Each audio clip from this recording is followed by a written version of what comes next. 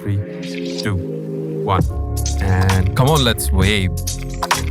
Welcome to the VAbE, the podcast, or the VAbE experience. And we're live. So good day, good evening to everyone. And we have here in the room with me, A.V. Chan. Good evening.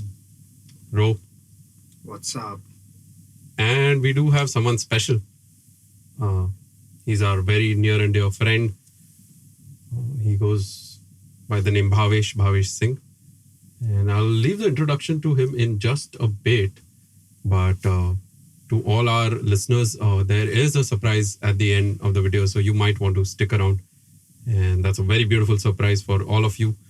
And you guys are amazing. And now I will hand it over to Bhavesh to quickly tell us about himself. And then we can move on with the podcast. Bhavesh, over to you. Thank you, Virat. I'm very much overwhelmed by being invited over here. My name is Bhavesh. I've been teaching since past 6 years. So I'm a professor of biology. And I have a very good hobby. I dance. And other than that, I've been teaching since past 6 years. So teaching is my profession and dancing is my passion. That's what I would say. Thank you. That's just beautiful, just superb, just amazing. So tonight we're going to talk more about confidence. How does that come in? What is confidence? Why do you need confidence? What brings you more confidence? Maybe questions like that. Maybe touch a few spheres, say more of education and confidence, business and workplace related confidence, dating, relationship, family dynamics, those set of confidence. So stick around and hear us out. And let me quickly begin with a quick question to Bhavesh. So teaching, how does that really sort of come in? How has that been for you? How just give us something. Teaching just came to me as of a surprise because I never wanted to be a teacher. I always wanted to be a conservationist, environmentalist, because I was very much admired by the Bear Grylls. You know him, right? So he goes to the jungle, he lives with the animals, the nature and all of the things. And I was very much overwhelmed by his charm and by his talent, by his knowledge. So I always wanted to go there in the nature. But sooner or later, due to some restrictions, due to some emergencies, I ended up into teaching and I eventually started liking it. And now I don't want to do anything other than teaching because I have figured out that there's a very big gap in the country, whereas in the world, where teachers are actually not doing the job which they are actually assigned to. And I just want to change the scenario of teaching in this world. So that is what my vision is, which I know that is not going to accomplish very sooner. And that's what drives me endlessly to my goal. And that's what gives me motivations towards my work. And that's why I say that teaching is my profession. And just before we enter into a very serious domain where we're talking about confidence, like growing up, I never encountered any male biology teacher. So how's the reception been? Like you look pretty smart, handsome. I mean, how does that go for a biology teacher? I mean, yeah, that's a very good compliment. Thank you. So actually, confidence, right? Yeah. Exactly. If it's a female-dominated world in biology teaching. In biology teaching. Yeah. So that also takes a toll on confidence, or how do you? Exactly, because the kind of subject I chose, biology, I was always surrounded with females in my college also, in my class also, in my even in the class where I go and teach, majority of the students are females only, and very few are males. And I can see that the biology is the female-dominated society, you can say. Because and also in terms of teaching, I mean, I was predominantly talking about the teachers, exactly, not just the students. I mean, yeah, I ended up into this thing because I liked it, but actually it brings me a kind of advantage because I'm the red fish of the ocean, which is filled with the blue fish, and so that I get all the advantages wherever I go. I've been chosen over the female teachers because majority of them are females, and if you are different in some sort of place, you are always being chosen over there. So this gives me a unsaid advantage over there. Super. So I think that I take it as an advantage basically. Yeah. Awesome. But the level of confidence which you might have had to bring in this, I mean, certainly you might just be a redfish for sure, but then amidst so many blue fishes, I mean, I would have been perplexed had I been in your place Can be overpowering at times. at Right? times. Yeah, exactly. It can be overpowering, but I think that's not a thing, because the way in the world of teaching, the thing which matters is how you teach, how you communicate, how you actually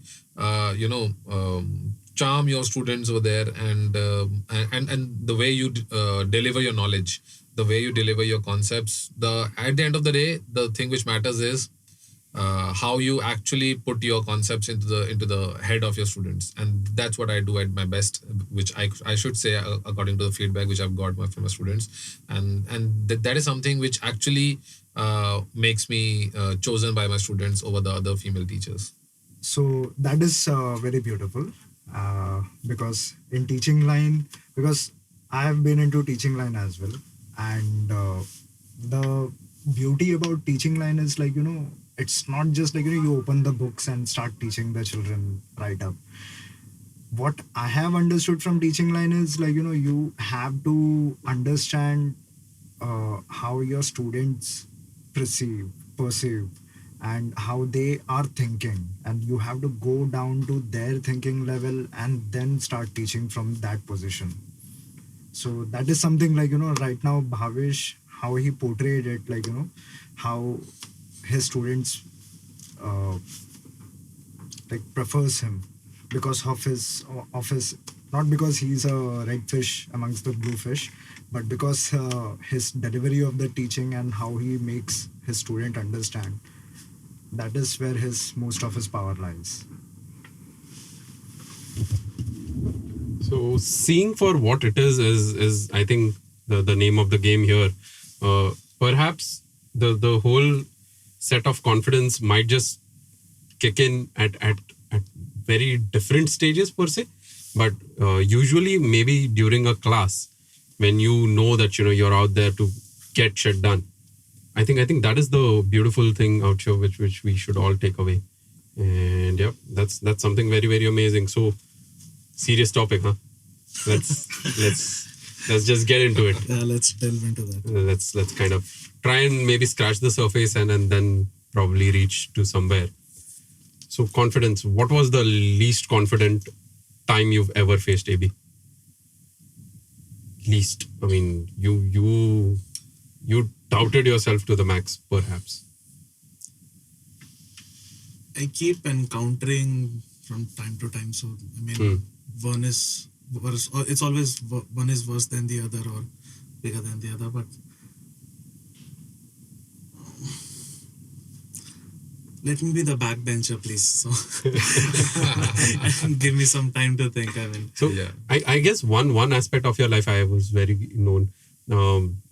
While you're playing, so I know that you've been playing poker as well. You're very good at it, as a skill, amazing. But ever had that hand that you're so damn confident I in don't it? know how, when addiction became good game. But it's never been an addiction the way I've seen you play. I think it's a pure play skill set. And it's probability. How good are you at math? Come on. So, but then coming back to that same example, right? You've got the best cards in your hand. But there's someone somewhere who's maybe more confident than you while he's trying to bluff. So, like, How has that played again, out? good you reminded me of poker. So, I think the most that I've felt like that a situation that I've been where I lacked confidence was, or maybe not confidence, but maybe I was afraid. I didn't have faith that I would make through. It was like when I was at the particular casino in Goa, and when you play poker, you can see who a fish is and who a shark is, right? They would eat you right. Yep. Yeah, Like- yeah. immediately. And that's when I doubted, like all these years I've been playing online and this is the first time I'm playing face to face. So would I even, like, there was a 20k buy-in. So that's when I lacked the confidence. I was like, oh shit, no, maybe I should just watch them play tonight and then make my mind up and come again tomorrow a stronger man, probably. But then it's just that I think then it's very easy that tables change. Like, so I always start off with less confidence and gradually build it up. So how it happens is because at times people who are too confident, like earlier that I said that I perceive them as cocky as well. So that becomes an indication, or it's a token for their own downfall. Basically, the more you portray confidence with your cards, and I'm a very sick player. I mean, there's no logic for me to play. So like people have called me a retard player. I would go for all-ins. And this is what people have been doing like this last year. So twice I've been to a casino playing poker, and every time, so this is my lesson, like every time someone's projecting confidence right on your face, call. Bet it all. And what is the probability that they've actually bluffed? So you need to just, so we, like even you used to say that playing face-to-face poker, like you have to make a poker face. So a lot of importance is being put around that, right? True. Projection of one's expression. But I, like last, this New Year, December 31st, when I played, so all I could take away was just look at the way they are playing. Pre-flop, if they are betting high, so that means they have appetite. So the higher the appetite, the higher the chances that they'll bluff every time. So they just want you to cave. And I'm like, what do I have to lose? In my own eyes, I don't think I'm a Daniel Negreanu. In their eyes, they are. Right? So they have to maintain a certain standard. I don't. I call everything. It's okay. And I was on a 11, like what do you call it? 11 times I went all in a span of 6 hours. And the 12th time I failed basically. But still I didn't lose it all. But 11 times I doubled my pot. So that's 11 out of 12. Yeah. Success. The last one was the last one. So, and then I stopped. Would I call that a skill? A gut feeling basically. So I was playing the player, like Harvey Specter says, like you don't play the cards, you play the player. So I was honestly playing the player because I knew the extent to which they would want to dominate the table. Because they also get into a spirit where they want to, because it's also a spectator sport. For a lot of guys, they need the respect from the table also. Right. I just need the chips from the table. That's it. I'm a simple guy that way. So, I mean, that was the only time when I felt I lacked confidence, probably. But then I think it's good to have certain amount of confidence. The rest is up to you. Like I said, that I don't go out with full-blown confidence. I always prefer low-key and then building it up gradually. Like even when starting the podcast, I'm not full of ideas or full of confidence. Like, I'll say these things, I'll prepare shit. No, nothing like that. Right. So the questions make me feel pumped and then my confidence increases. So 15-20 minutes into the podcast, then I'm like, yes, I know what exactly I'm Maybe doing. a minute ago you were taking a back seat. Correct. And see, been talking for the past 10 minutes now. Yep. So that's what I do, right? I mean, bring out the best in people. Correct, But yeah. correct. So okay. I mean, I think nothing beautiful than that. But I remember those times when we used to sit somewhere near your place and just be probably chilling and speaking and maybe smoking as well per se. But Cigarettes, huh? yeah, Cigarettes. purely cigarettes. Yep. Very, very nice smokers. Used to be. But then I remember you distinctively mentioning something, those words very, very clearly, risk-taking appetite. Okay. Now, how does that really tie in with confidence? Now, maybe let me share something here. The more risk-averse you might just be, or maybe the more you're willing to take risks, or the more you have nothing to lose. I think it's usually easier for you to sort of, take risks and be more confident per se. Or is it the other way that, you're confident right now, now I can, sort of take the risk. I'll leave it to anyone. Which came first, the chicken or the egg? The confidence or the risk-taking appetite? How did that really work out? So I'll just start off with, so basically, for any good thing to happen, like you need to invest. It can be financially, emotionally, investing. Putting skin in the game. Correct. So I was telling you a quote, right? When you are afraid to invest, wealth remains a dream. So when you are afraid to take risk, the ability to invest remains a dream. That way. Okay. I don't know how much sense it made, but now I'll literally take backseat and give it to Bhavesh or Rohit. Guys, you want to chime in? So, how I would add in here is, if for me, how I see confidence is like, if you have extreme fear of something, it is a shadow of the confidence. Basically, confidence hides behind the fear. Like for example, like I would say, like, there was this situation. So I was just out on my, like, I go for walking. So I was just out and I saw this female sitting across with her friend on the other side of the road. So I just found her very attractive, and I don't know what happened to me. I just, like, I just went straight in, approached her. I don't know how I did it. I didn't have any thoughts in my mind. I just went to her. I told her, like, hey, I saw you from there. I think you're cute, and I wanted to come and say hi. And at that point, all of my anxiety and everything kicked in.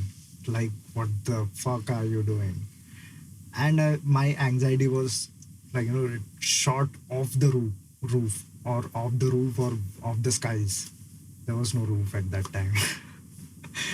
So she was a little taken aback as well.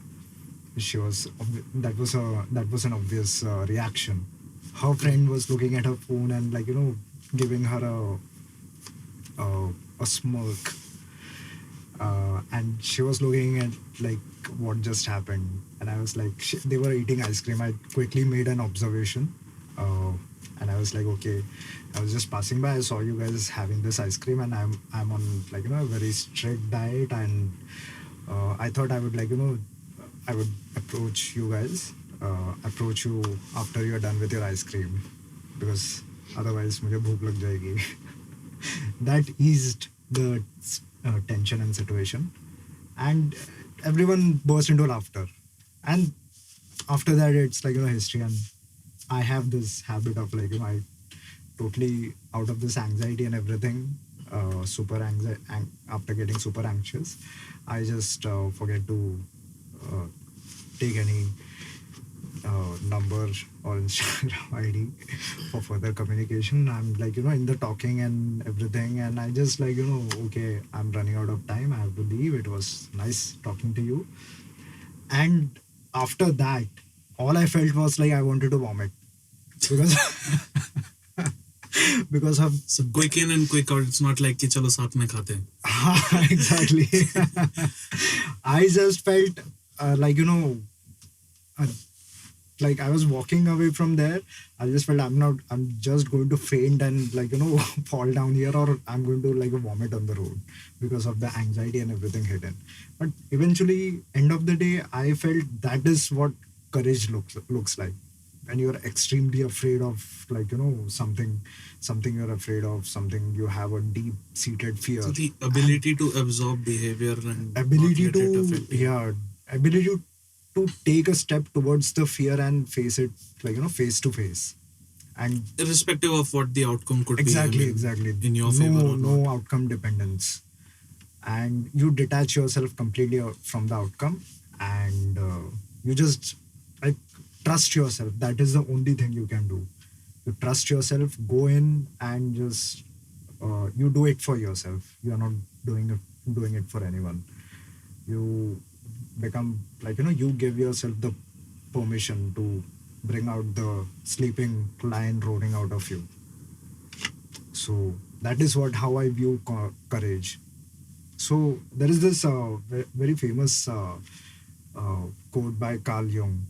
So he says, like, the quote goes like this: where is your fear, there is your task.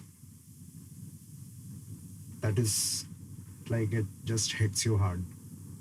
So wherever you just write down your fear, whatever fear it is, just go for it. And that is your life's task. Yeah. To overcome that. Yeah. I mean, how scary was rejection as a fear? I mean, how deep-seated anxieties or things might just kick in just by pure rejection?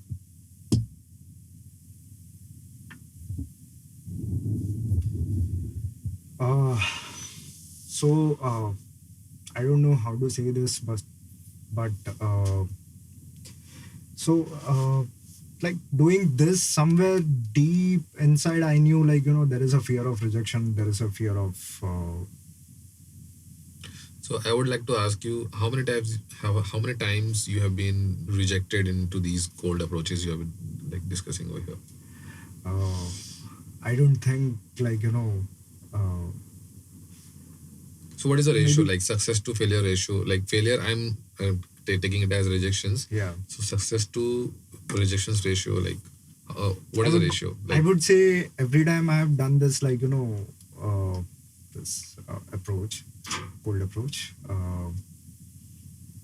every time I've, like, connected with the person, and the only time, like, what I see here, rejection is like, I completely forgetting that everything is going good, and the person is actually genuinely interested in you. The talk is going good, and I completely forget to exchange any kind of information that could become a medium to communicate further.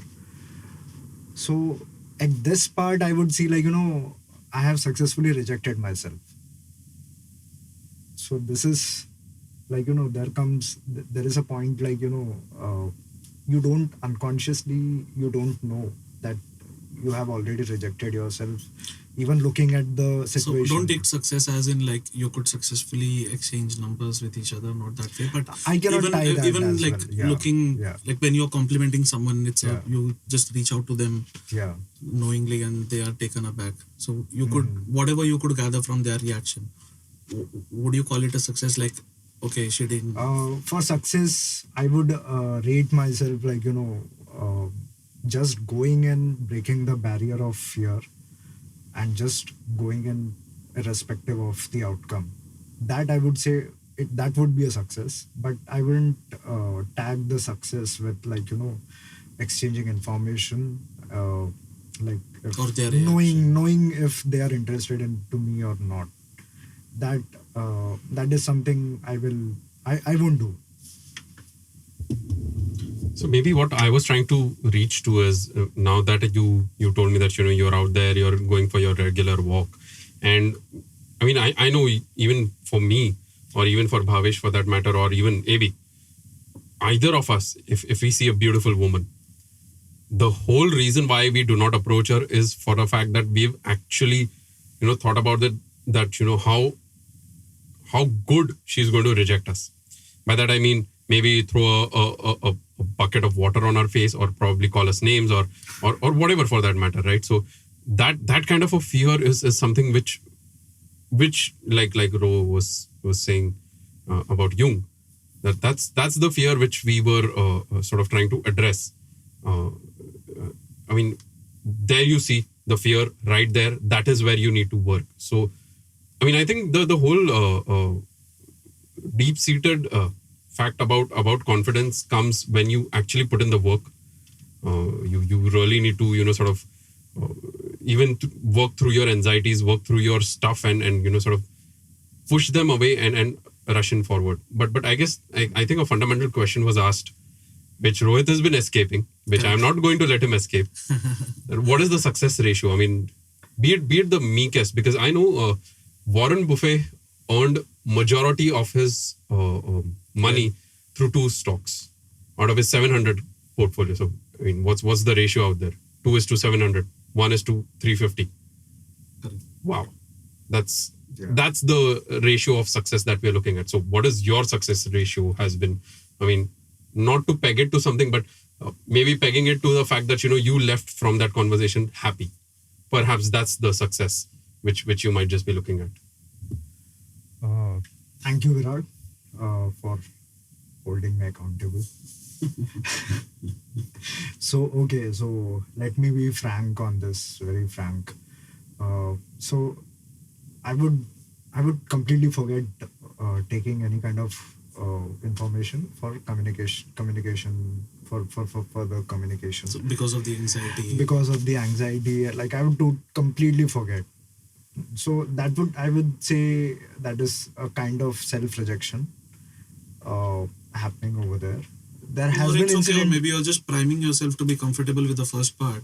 Yeah, maybe. Just going out there and literally after I've left from the situation, after half an hour it would hit me hard, okay, you have forgot to take the information. How many times have you done these approaches? This is maybe 2 to 3 times. So there is no quantifiable situation actually with me, but there is another story, so Abhishek, you remember that story? We did it together. Okay, so we are going uncensored out here. Whether they did it together or did who together or what just happened. So we were sitting at the cafe, our beloved cafe, and so there is this shop beside it, right adjacent to it, and so I have this kind of crush on this female who runs the shop. Correct. And that's when you so enter. that is when we discussed. I told you I have to approach her, otherwise I'm not going to go to sleep with a. So I was the enabler. You were the enabler, yeah. Correct. Exactly. The wing. Exactly. Correct. So you became my wing. The wing with I Gandhi. I couldn't go to sleep with all my chest full of regrets. That is the last thing I want to do. So we went inside and you were deciding on the cakes that you would like to purchase. That was a decoy, right? That was a front, decoy. So she was standing right beside me. I was making those small talks, and out of the blue, I looked right straight into her eyes and I asked her out. I would like to take you out for a dinner. And I told her, if you want, you can hold my hand and see. You said you would like to take her out for dinner. Yeah. And I told her, if you don't believe me, just hold my hand and see. It's out of anxiety and nervousness, my hands are shivering. But so she saw through it, I was. So this was you being novice, or this was your way to prove innocence? I was trying to own it, whatever feeling that was coming up, that was trying to make me go completely nuts. So I was trying to accept my own feelings that was trying to come up. That was anxiety and fear. So she looked at me and she was like, "You are blushing." And I was like, "Yeah, I'm blushing. That's okay." The whole idea was to make her blush. Yeah, something like that. Yeah. You got blushed instead. But we exchanged contact, and later on I texted her, and so there was no response. So it was a clear signal, she's not interested. I left it over there. I was like, okay, it's fine. So this is this is something. This didn't actually affect me. I thought it would affect me, but it didn't affect me. But would a confident man take signals to come to conclusion, or take absolute word for it? Well, there is this golden rule, Girl Because is at time if you've been having this thought to talk to her or get her contact for a long time, yeah. so this could have also been a subtle way of self-amusement activity, like just let's get done with it. Yeah, Because so the for structure me, was not good sorry, to approach. The structure was not good. maybe we cannot actually. Even I don't know what is the actual structure to go about it. Okay. Maybe the structure which he's talking about is, do you actually want to let them know that you are anxious? Correct. Sure, you're actually embracing your anxiety, but that's one weakness which any warrior wouldn't want to show to their enemy. I mean, for sure she's not your enemy as such, but then those weak points, right, where whenever someone hits you, it hits you hard. Possibly that's something which you might want to keep it behind a shield or an armor as such. But again, I mean, that's just my perspective on it, or maybe I'll leave it to you maybe to identify. I would say that is like, you are showing vulnerability to the person, and vulnerability is something that spikes the emotion of women in general. A guy showing his vulnerable side, exposing his vulnerable side, there is nothing sexier than that, I would say. But there has to be a time and place for it, right? Exactly. Yeah. I would She's like to agree. involved in her endless chores, and Yeah, suddenly yeah, there comes a guy who is But again, vulnerability. That to hold my hand. Exactly. So- Yeah.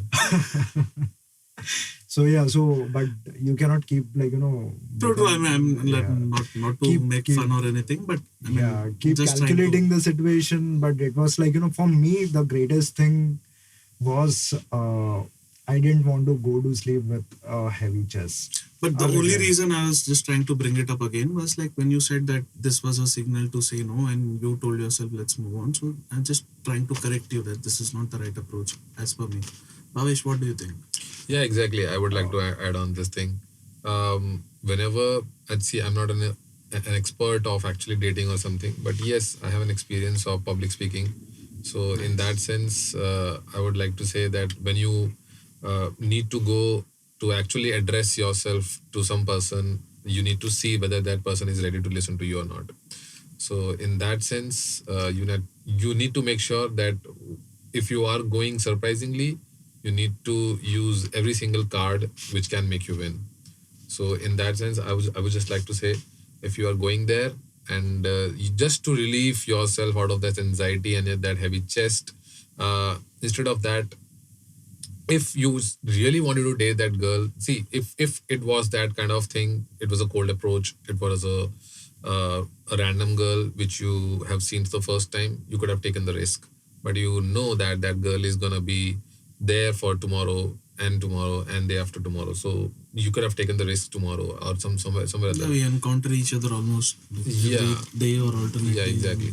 But speaking of the confidence over there, I just wanted to know how did that rejection impact you in that manner? So what was the impact of that rejection? Like, did you feel less confident, or did you feel that okay, at least I tried, though it was a rejection, but at least I tried. So what was your response to that particular rejection? My response to that particular rejection was I was happy. I did whatever I could, and I wanted to do it, and that is But off you my still chest. feel that you did whatever you could. Yeah, And I'll have to call it as an excuse. Yeah, exactly. I cannot go on that and No, but like again, burn everything further now. So because that is the usual spot we come to, and I so don't actually, want to- I would like to remind you of a very beautiful thing you said a few days back. Was like when you're making a cold approach, when you're approaching someone who's random, or I don't know if it applies to the people you know already, but you should be willing to burn the bridges. Right? exactly. But don't you think at times, so the expression should come first, and the outcome is one of the outcome is like burning the bridge. that comes Exactly, later. But but- sometimes it's like just to burn the bridge or just to get that active thought out of your head, you just fuck it up. Well, I would say this is something most people are not born with. So you have to go out and you have to burn a lot of bridges. As they say, the master has failed more than this student has failed. So even to reach a level of mastery, you have to burn a lot of bridges. You are going to do a lot of mistakes. So you can tell yourself it is a mistake. You can analyze things, but you cannot be harsh on yourself and hold yourself accountable. That's completely fine. But you cannot completely punish yourself for oh shit, I did this, I did that. No, not Yeah. punishing yourself, but then again realizing the very fact and seeing it from an eagle's Exactly, eye, so yeah. that you don't repeat, you don't make Exactly, the same you mistake. take the That's how learning you from don't that. evolve. Yeah. So- You take the learning and then evolve Correct. from So that. I'm just trying to highlight one of the learning aspect which you probably missed, because it could happen that you didn't talk to yourself that night, you didn't replay the situation that you intentionally Exactly. did, Like I could say I can analyze everything and I can look at and you the- inadvertently gave out something which was not supposed to go out, like a negative demeanor. maybe. I'm not sure. I'm just trying to but- imagine if I was a girl, I mean, and suddenly if, Yeah. and all the more what happens is, I mean, this continue.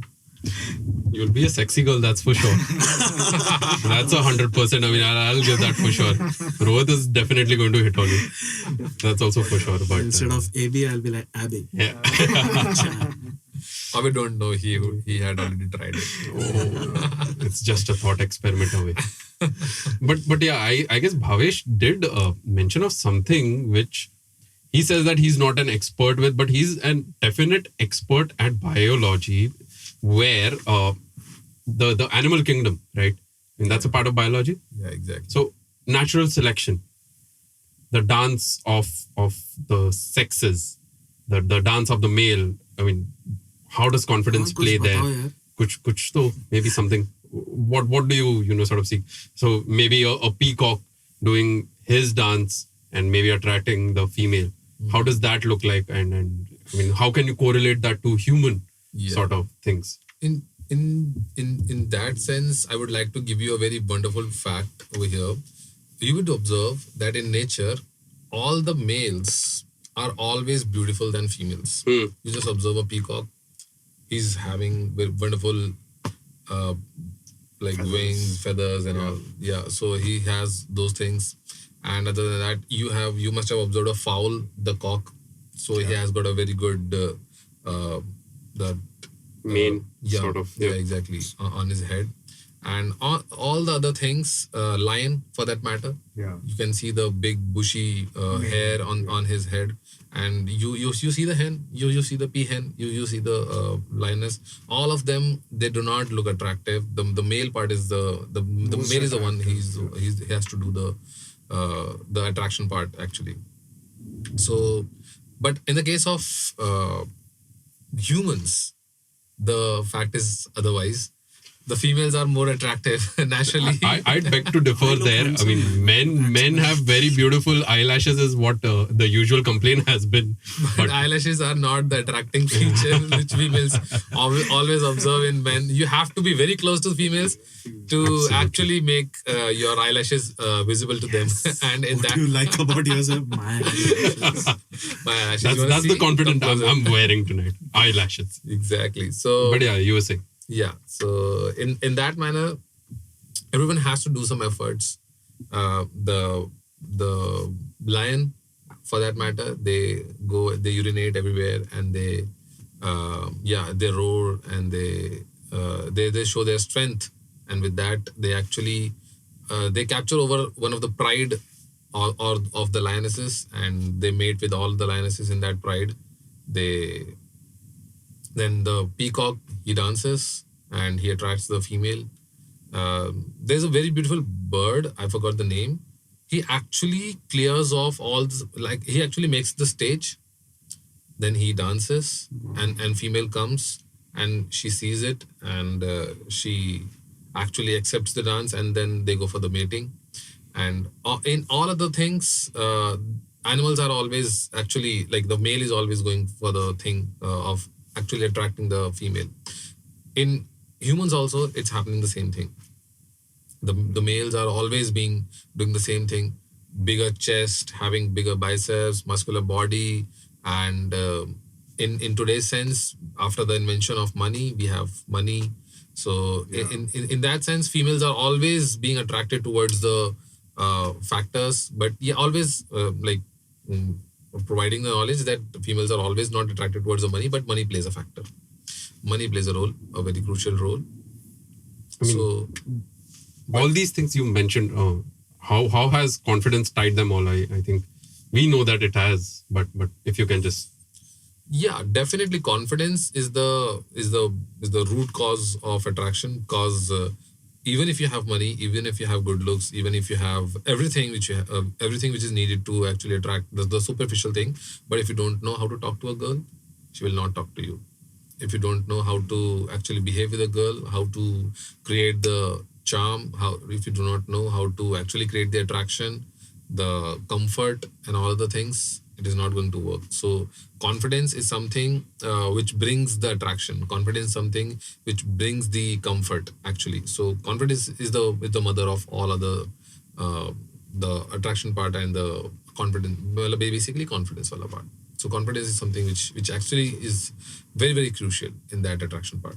So one of the books I was reading of lately by Jordan Peterson, 12 Rules of Life, very beautiful one. The first rule was keep your chin up and hold your shoulders back and look straight and look up. So I mean, it was more of a dance of confidence for the men. What he talks about is lobsters. I mean, male lobsters fighting with each other to display confidence. He was also talking about one of this tribe, I guess, Abhishek, I remember that. Yeah. So that tribe where men are asked to wear mittens with certain ants, which actually sting the most. I mean, it's the most painful. I think these are the bullet ants. I guess. Yes. And they sedate them, and then you have to put your hands inside the mitten so that when they get up, they are more angry. And they sting you even more, and the women will select only the ones who didn't even flinch, perhaps. Yep. And strength, display of strength. So I mean, confidence in various ways does wonders when you talk about, say, public speaking, but even to charm anyone. The whole art of seduction, I think the whole core of it begins with confidence, and to a certain extent, having a broad chest, having your shoulders back, and definitely having that paycheck in your pocket. I mean, I've been the most confident when I've had money in my bank account. Maybe throw me some, man. What about money? How does that really play a part in confidence? So, I would not particularly speak about women, but let's say you're going inside a high-end showroom, right? So I could actually relate. I mean, back in those days, like even pantaloons used to be like a big thing. Like when I was in school, and like going to these showrooms, I could immediately relate when you said money. So like when so it's so funny. Like I mean, when whichever showroom that you go to shop, so there's always this guy, right? And let's say as in today's time, if I'm going to Reliance Trends or Big Bazaar, or if there's someone, an attendant, so how may I help you? So they don't shake my confidence. Earlier also they used to never shake my confidence. Let's say if I'm going to a DMart and someone comes to you and they're like, sir, how may I help? Are you looking for this? Are you looking for that? So I know like these are all things which are accessible and affordable to me. So obviously not. Take him or I'll take help. But at the same time, if I'm going to a Ralph Lauren showroom, how would my confidence be? Right? I mean, the very sight of a person approaching me, and I'm like, oh fuck, why would they even come? Like, aren't there other customers to attend? Like, let me be alone.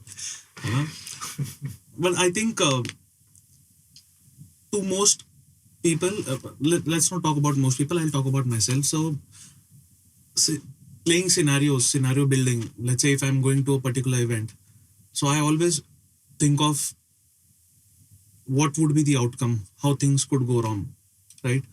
So, what are the ways that I could feel insulted, where I could feel like, I'm lacking that. So are you playing out of fear over there? Or what? Money makes me feel pretty good.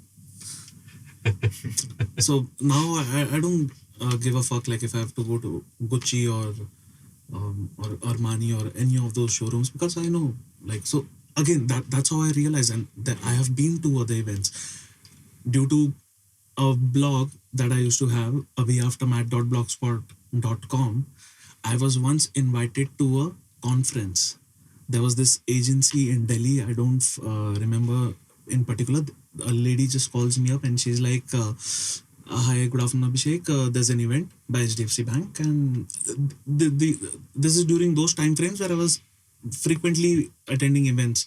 So if you attend one event, then you automatically get in the invite list for other events also, where you are invited as a So I was there for one blogger. with you, I guess. I had taken you to IBM event. Startup, where- yeah, correct, I remember. Anil Kapoor. Something like that. Correct. It was in Hayat, I believe. Yes. Yeah. And our job was to just tweet the hashtags that were given and make it relevant for the feed. So she didn't tell me much what the setup is going to be, what the event is about, and neither did I ask, because I just thought, like, unlike many other events, there would be a lot of bloggers that I could hide behind, because again, it was new for me and I was not that confident to project. So I go there. So there's a car.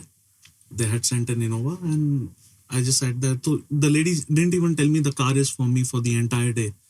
I could use it for 6 hours and it's all paid for. Wow. She said, there'll be a car to pick you up. What time should I send a driver? And I was like, since it's at Lower Parel, I stay in Navi Mumbai. So I'll like to leave by 7:30 because the conference was for 9:30, 10, something like that.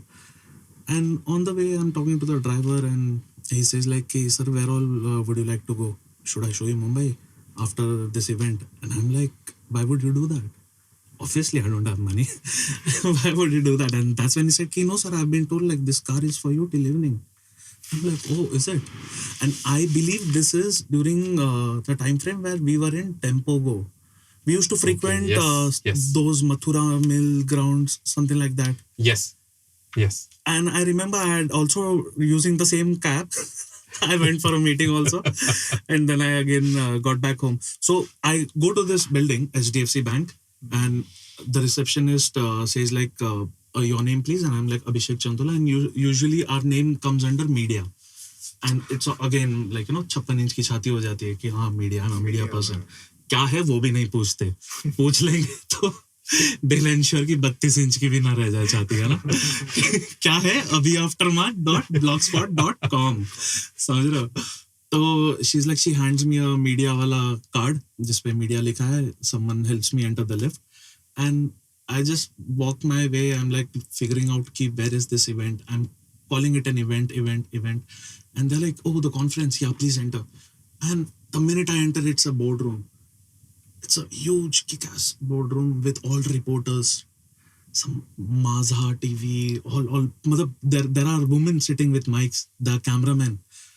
And I'm like, and I was handed a notepad, a chindi sa notepad hota hai, and a pen. And I'm like, oh, fuck. I entered and immediately walked out. And I was like, fuck, where's the washroom? So like he wanted to vomit, you I wanted to didn't have use the the confidence. washroom. Absolutely not. Yep. I didn't have the confidence. But then again, you have to realize who actually is at loss. If I fuck up, am I at loss? No, the agency who invited me is. So that's how that's the type of a relation I have with confidence, is like knowing the consequences. Yeah. If it does not directly impact me, then fuck it, man. Let's go for it. Let's make a good show then. So I washed my face, did what I had to, and then I entered and took a corner seat. And there are people looking at me, and the lady next to me says, so which channel are you from? I was like, no, I'm independent. It's like, oh, okay. and she was trying to. I think her next words could have been, "Which media?" And I immediately pulled out my phone and I pretended a call. I was not, because I was still not confident to say I am from aftermath.blogspot.com. It's still up. You guys can check it out.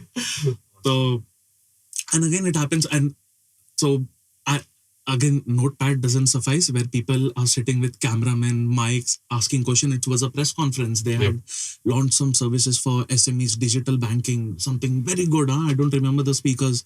I mean, who all were sitting there from the HDFC side. And if I still would like to find that video to make myself feel relevant in the entire structure. So the camera was always placed at the HDFC guy's face. It was never to the reporter's face, ki who is asking question and who's answering. Waisa nahi tha. You could just hear media person's questions and the guy answering. I want to find that video. I did ask one question, and that was the highlight of that day. And so, again, it's like no one knows who you are. They just feel you are as per their convenience, right? Ki you fit the bill. Theek hai. Yeah. Let's send him. And then you have to maintain that facade as well. So that's how you take baby steps and you keep maintaining. So it did turn out to be a good 2.5 hour event. So is that how you realized you should get into poker? No, I mean, one does not relate much with other, but see, poker or any other game which involve risk, I still feel like I could excel. Is because, see, what happens is the more analytical you are, the more you'll reject your thoughts and your theory. To me, two things are important: the prospect of making money, the time always will be variable, that I'm okay with. And if, I mean, how do I say it? Like, fake it till you make it, maybe? Are you looking for that? So poker. See, what happens is when you know the outcome of the game is not as per skill. So it's an open table, right? Anyone could fake. Yeah. So then I feel I'm very much comfortable taking the risk. But because, and again, as long as it involves taking risk with money, I'm okay with it. But I never bluff. That is again my policy, because I don't feel comfortable and I don't feel the need to even bluff. I just need to call people's bluff. That's it. Right. 3 hands into the game, you know how that guy is playing. We're playing poker after this, and you're betting, and I'm calling on every all-in of yours.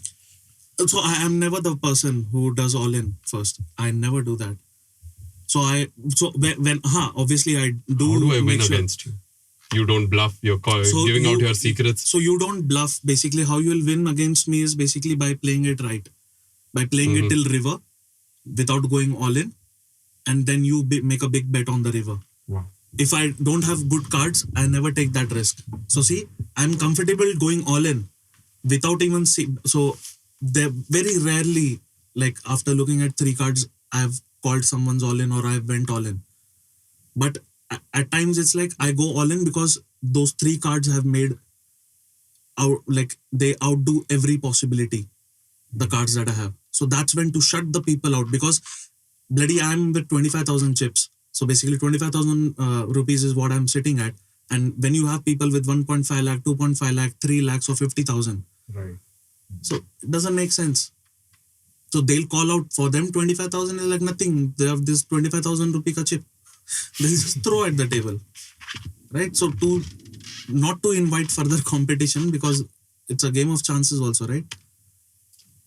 But again, getting back to where we were, more of a good detour, by the way. Oh yeah. I tend to do that. But getting back to where we were in terms of, like you were saying, at times you need to have that facade, have that face, have that poker face, have that confidence, have that. Absolutely, because no one will tell you, like, please retain that facade. You're breaking. No one would say. People would be more comfortable and happy calling it out. And possibly, sort of pressing you into the ground itself. Absolutely. That lady could have laughed aloud, making others notice, and she could have immediately shared information, and then there would have been 9 people looking at my face. Who the fuck is this guy? Is he even relevant? But I know people don't like to see others getting it easy. I'm convinced of this fact. and I have absolutely no problem. I would rather want to have a talk with that person who got it very easy, because actually he didn't get it easy. There's always a good story. There's always a good, a significant history. What led to that?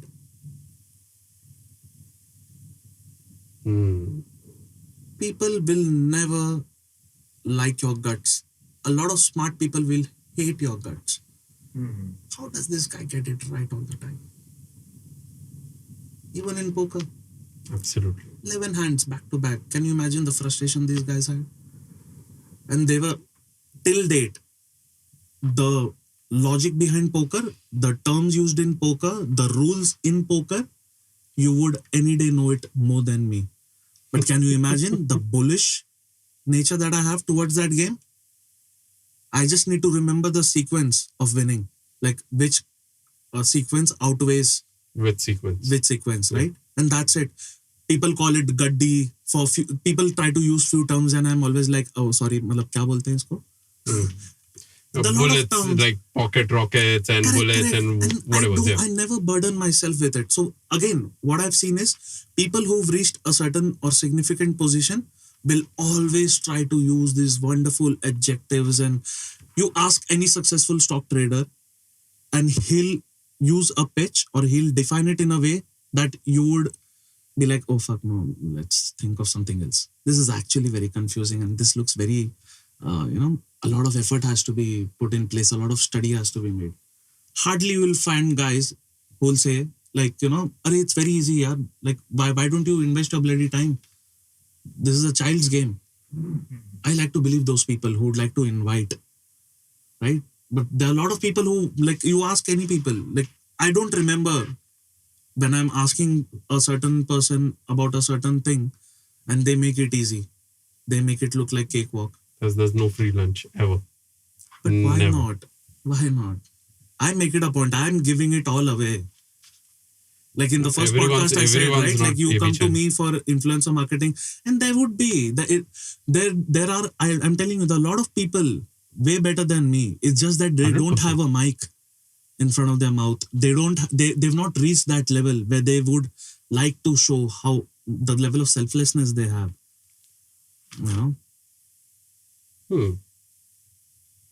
So a person to remain confident, there are a lot of things that they would have to do to avoid, to stop people. It affects them.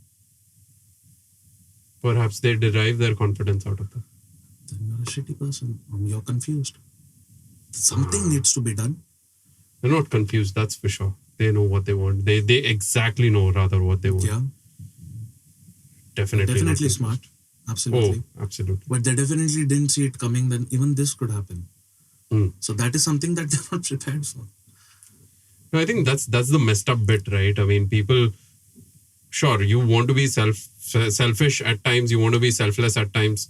Agreed. But you want to not strike at a the balance. cost of not educating others. I mean, That's messed up, right? something that you got for free, how can you not even try? We have two teachers in the room right now. I mean, Absolutely. the whole power when, I mean, there's this saying, right, in Hindi, कि प्रलय and निर्माण शिक्षक के गोद में पलते.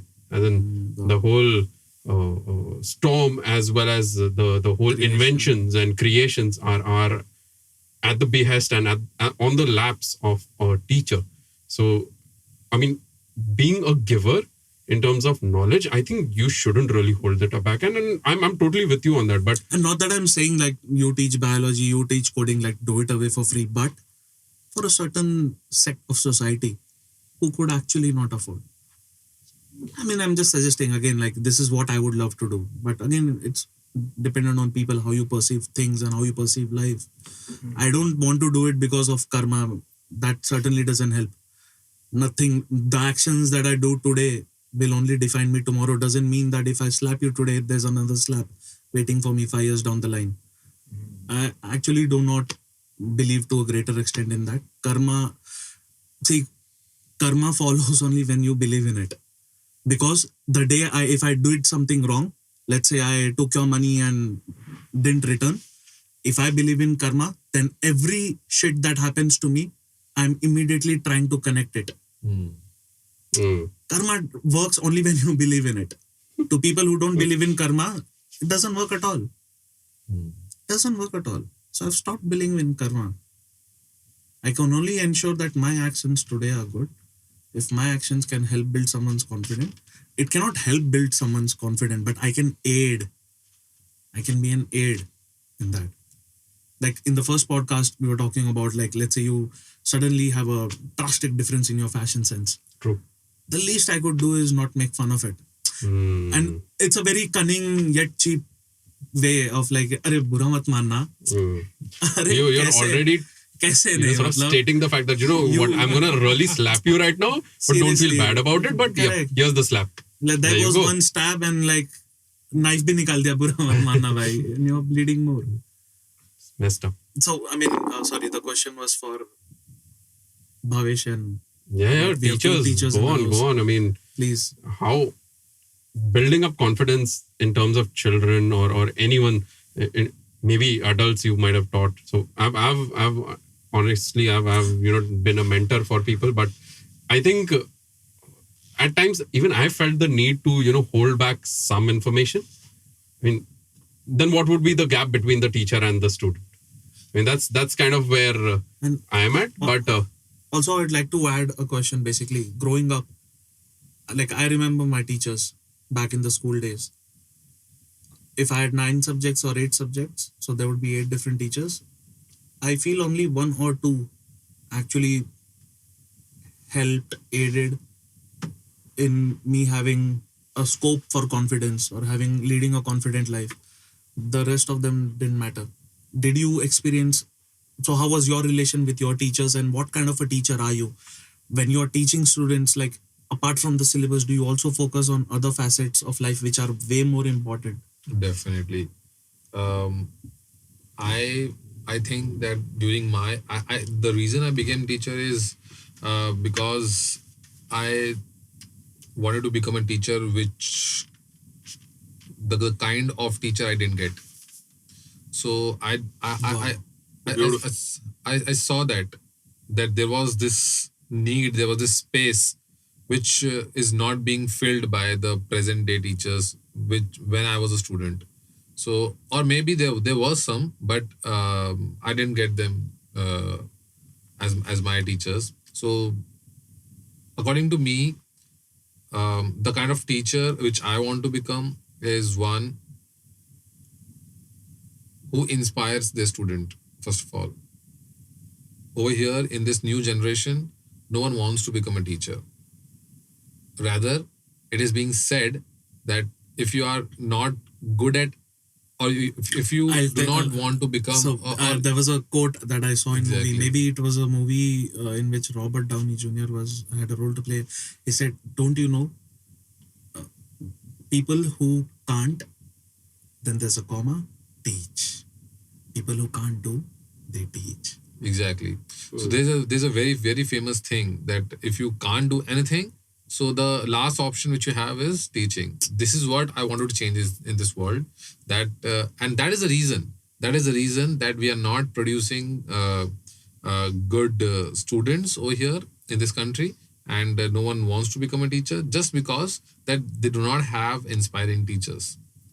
That is the only thing. Because, and it's true also.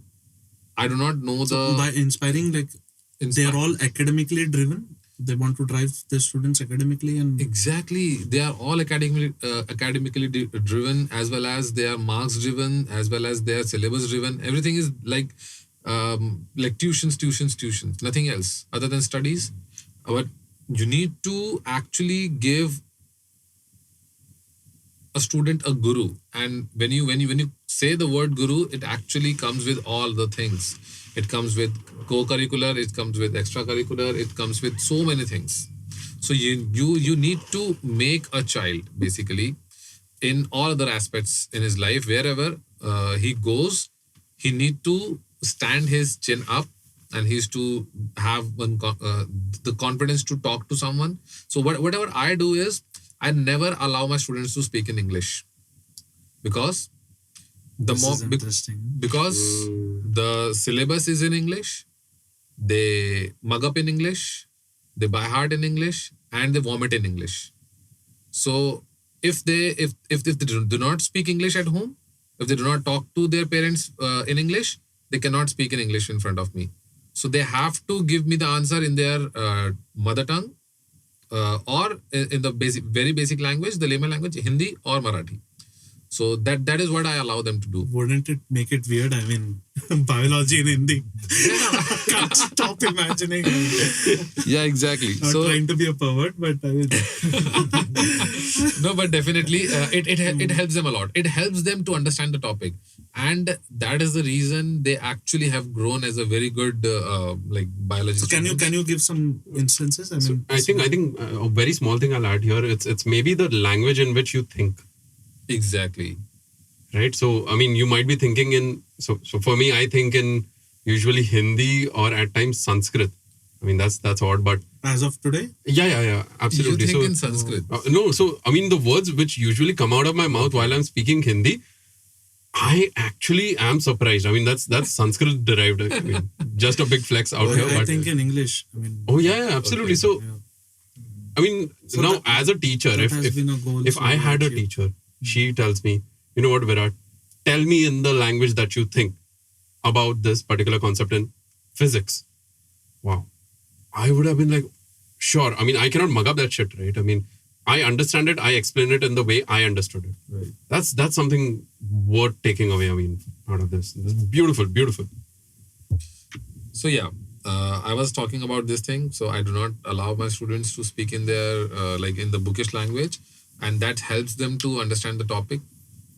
Other than that, I always tell them to come in front of the class to speak about the topic. So it actually lets them, because building confidence. yeah, building confidence and that kind of thing, and actually coming into my boots, they actually start respects me more, because they know that standing over here in front of the class of 40 people or 50 people or 30 Not people, easy. it's not very easy. So they when they come to know the kind of job I'm doing, they actually start respecting me more, and that is what actually builds up the place of a teacher in the eyes of my students, and building up confidence in terms of not only in terms of studies. I also help them with their personal issues, which I always tell them that if you have anything which is stopping you to study peacefully, you can come to me, you can talk to me, and I will definitely try to give you some solution.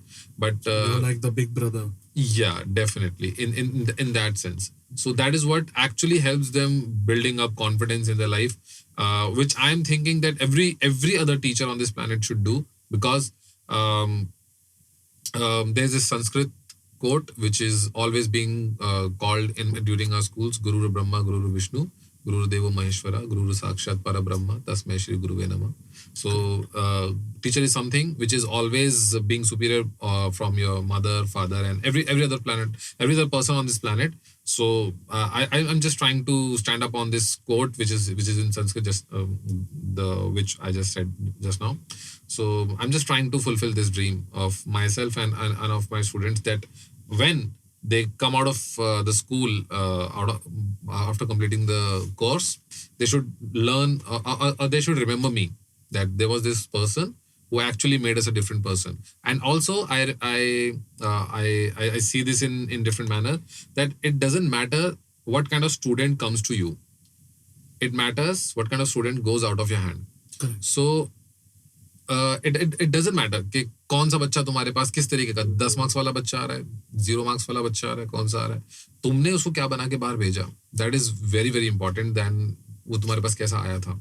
So I accept all kind of students, but I try my work hard. अगर मैंने उसको 0 से 50 पे भी ले आया, आप you can take a 80% guy to a 99% or 95%, but if you can take a 10% guy to a 50%, that's a 40% increment, and that is what actually makes you a good teacher. That is what I'm trying to do over here in this profession. To do the math, I think that's a 4x you're talking about. Exactly. I mean, not just 40% by 40%, but I 4 think times. it's 4 times, which is what, 200%. appreciation. That depends on how you define success. Absolutely. I mean, even Exactly. a 5% increment is like, Absolutely. So, I a mean, lot of people won't understand because the- it is not academically necessary. Exactly. That is very minuscule. But then again, you're looking at it through a wrong lens. maybe the other day we were talking about the success of the podcast. I mean, even if we could touch one person out of the whole, I mean, not touch physically, of course, not being a molester, but again, touch someone's life. Maybe one out of this whole 7 billion people.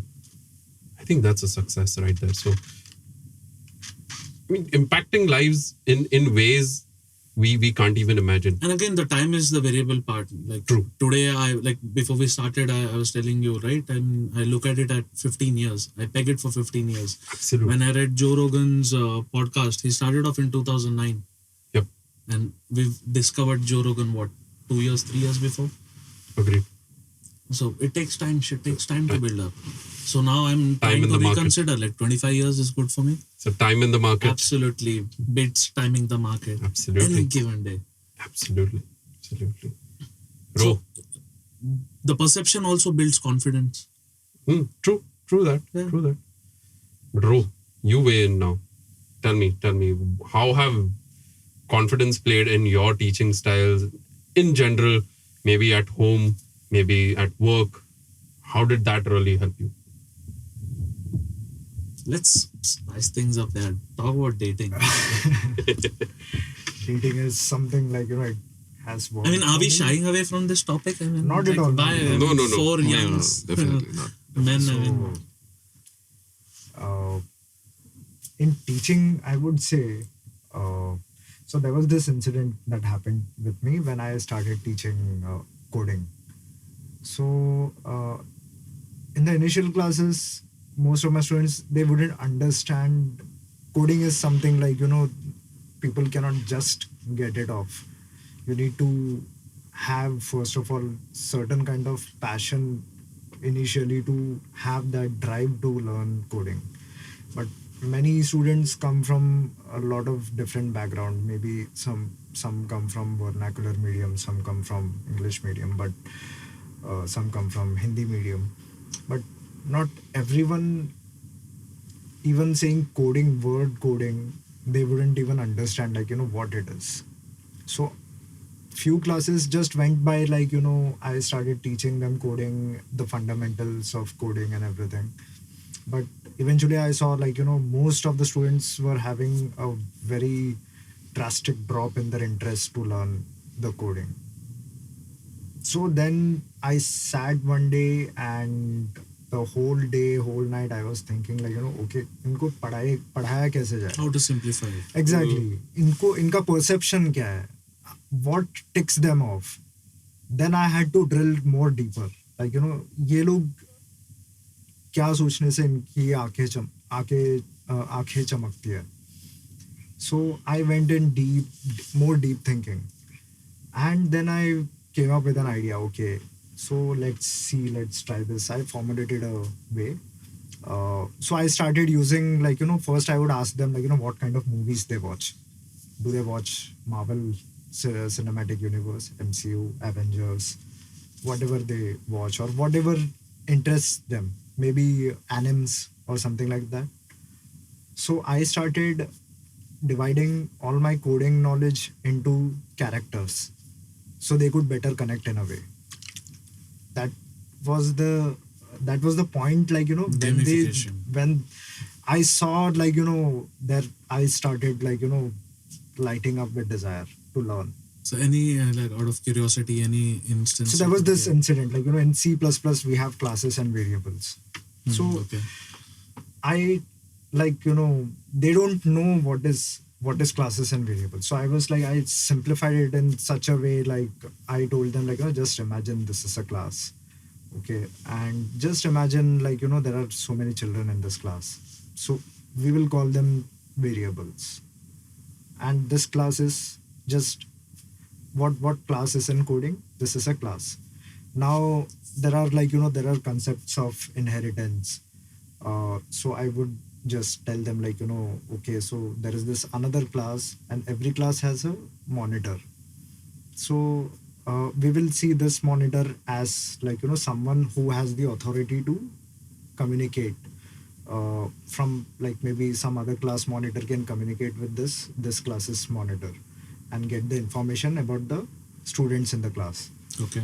So these students like from the another monitor from another class cannot directly communicate with the students. So that is how they started relating things. That is when they were like they got more interested into learn coding. That is when I was like, okay, finally I have cracked. Like I have to. The learning that was for me in teaching was go deep down to their level of thinking. How do they think? What is their perception? Understand them. Understand from what point they are thinking, and then go down and then think and then formulate something so that they can better relate to the learning. That was one incident. And then when I used to teach piano, even during that time I had to teach them like okay, both hand synchronization is there. Single hand you have to first start playing with single hand. Then how do you split the music in your mind? So I can do that on my own because of the practice. But most of the children they cannot grasp how their mind is working actually. So I have to think from their point of view, come down to their thinking level, and then start formulating things. That's when true learning happens. Exactly, and true teaching exactly. And actually that was for me. Getting to the macros. It was a moment of enlightenment. So that is when I realized like teaching is not something like you So open the books and absolutely, start. like you started off as novice. I mean, it's Yeah. not like you already have been. You were teaching for 10 years and then you discovered. Exactly. So that was my reason to drop out of engineering as well, because I would go to classes, I would go to my college, and I would just see like even my head of the department, they will start teaching and like just come to the class, open the book and start teaching. There was this certain idea in my mind I wanted to discuss, and it was very simple idea. I went to the professor and I asked her like, how can we do this and this, which was not in the syllabus, but it was something applicable in the real world, and it was very simple thing, but she was not able to answer that. And that was the moment I like completely lost interest in pursuing engineering. I was like, this is like the teaching field has become so redundant, and they just come with the motivation of earning money, and just most of the teachers, Just doing their job actually. they're just doing their job. Yeah, they may be under tremendous pressure from the And society. they don't and actually how realize system the is way there. they are trying to shape Yeah, a kid. exactly. Like I specifically remember a few of my teachers. Obviously, I won't name them, but Mhm. so what happens is like obviously I'm from Xavier's, so Yeah. a lot of teachers are also, so they want to gain popularity, right? Yeah, yeah. When you're absent and the next day you show up as a teacher and all the kids are like in the staff room, ma'am, what happened, so they are like mini celebs of the Yeah. school. And come annual day where there used to be dance shortlisting, the people used to audition for dances, and I've been failing since 5th standard, so there goes my confidence, right? Yeah, 5th that's standard right. was the first year I went for the audition. Somehow I got selected, so that's when I came to know that I was a sheep waiting for the master to take over. So the teacher who was conducting that dance, she had taken me to fill in the shoes for her own kid, her Okay. son, so that he after he recovers, then he would take that place. And I was conveniently asked to leave the minute his son showed up after 1 week of me practicing, doing mumbo Everything, jumbo, yeah. this, that. And what happens is like how you perceive failure is also a wonderful thing. Mhm. It was a very fun act for me to fail every time. And that's when I gained confidence that I would definitely fail. So right from 5th standard, and I'll tell you, my persistence does not stop here. Such a wonderful thing. I'm from St. Xavier's. 5th standard is the year that I start auditioning for dance. And I'm this very underconfident guy. I used to always look down, cannot move my hands or feet or bum properly. There's no synchronization. Then obviously I would fail, right? So only the intention doesn't matter. You need to walk the talk basically. Yeah. And then me saying like I tried my best. So this is you with that cake shop owner. Huh? Exactly. Oh, Yeah. okay. This is you with that cake shop owner. I did my best. I took the signal. So this is not life, bro. So Not the signal, but I'm just saying what you just said. like, do. So I think you should reconsider and give it a thought and pursue it again. So like 5th, 6th, 7th, 8th, 9th, 10th, till the college was till 10th. Till 10th standard, I failed. And I never got upset because there were bigger problems on the line. Like I was having trouble studying. So I was, so there's already a lot of stress. So I was like, I could not consider this as a simple rejection because I was already having a lot of shitty things going in the back. 11th standard, we go for, I entered MGM in Nerul. And the first year I auditioned. Again, I failed for dance. The second year in 12th standard, I auditioned. That's when Rang De Basanti came and I made it. There would be a video of me of MGM ka annual day in 2008 that I was dancing, and it's such a relief. Yeah, you understand the struggle, like the failure, and I was failing. I was confident, but subconsciously I had like, one day I would want to perform, bloody, no matter how low the stage is. Right? अभी भले India के DID में नहीं है भाई, नेपाल के DID में भी चल जाएगा. Success is success. How you define? Right? Why Nepal DID is bad? Why do you think that is No, not bad, but I'll tell you how people relate to it. Nepal It's like should not be DID. if you so it's dance, like, Nepal dance, DND. there are people who tell you in order to make you feel bad or feel you less worth, they will still say, "अरे तू तो बांग्लादेश का reality show जीता रहे." They'll come up with the weirdest. If you're a soap actor, then they'll be like, "अरे तू तो छोटे पर्दे पे आता है." So you need to define success for yourself. That is the thing. You have to define the success for yourself. So basically, you set your own goals, you break down your own goals, and even if you fail, just like, pat yourself, understand, take the learning and just move on.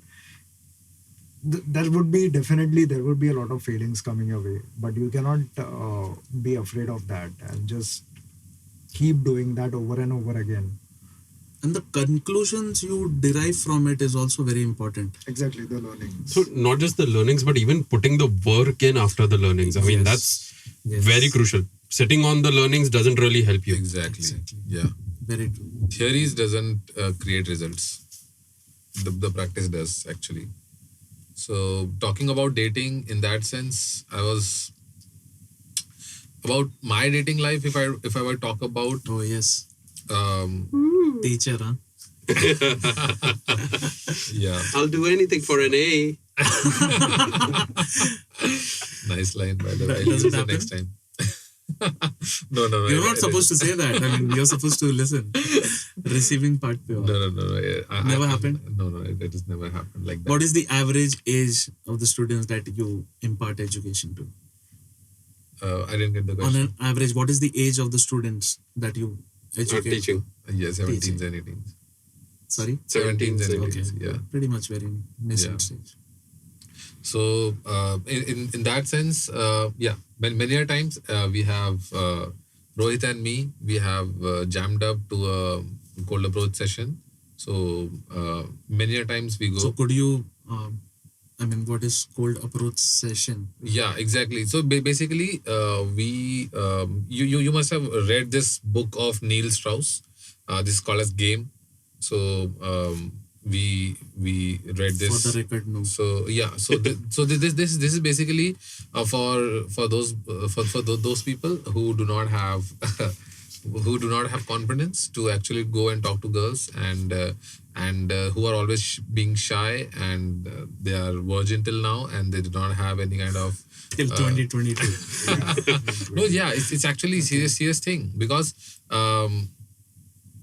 Salman is a virgin. not yeah He should read that. you do not know. Whether he's on. KG or Karan Johar show. Yeah. Please tell me. It doesn't. We love you, Sallu bhai. Shera knocking. Is that Shera we hear? Sorry, we still love you, Shera and Sallu bhai. Yeah. Please. So I read this book. Neil Strauss says that if you want to build up the confidence, first of all, sort your fashion. Okay. Because fashion actually creates a lot of confidence. Wearing good sense of clothes, having a good sense of fashion and sense of dressing is very, very, very crucial. And it's not a very big deal actually. Majority of the people, talking especially of the India, people blunder at fashion. Actually, I have just started my fashion like few years ago after reading this book. Because in that sense, I would like to add something, because if people, the target audience, if they are actually listening to this, so they must know having a good fashion is simplicity. So the more you keep it simple, actually less is more, basically.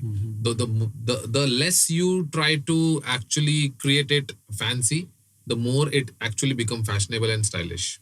It's and like also, that. please break it down. I mean, A when you say simple white fashion t-shirt, brands, a simple white some- t-shirt.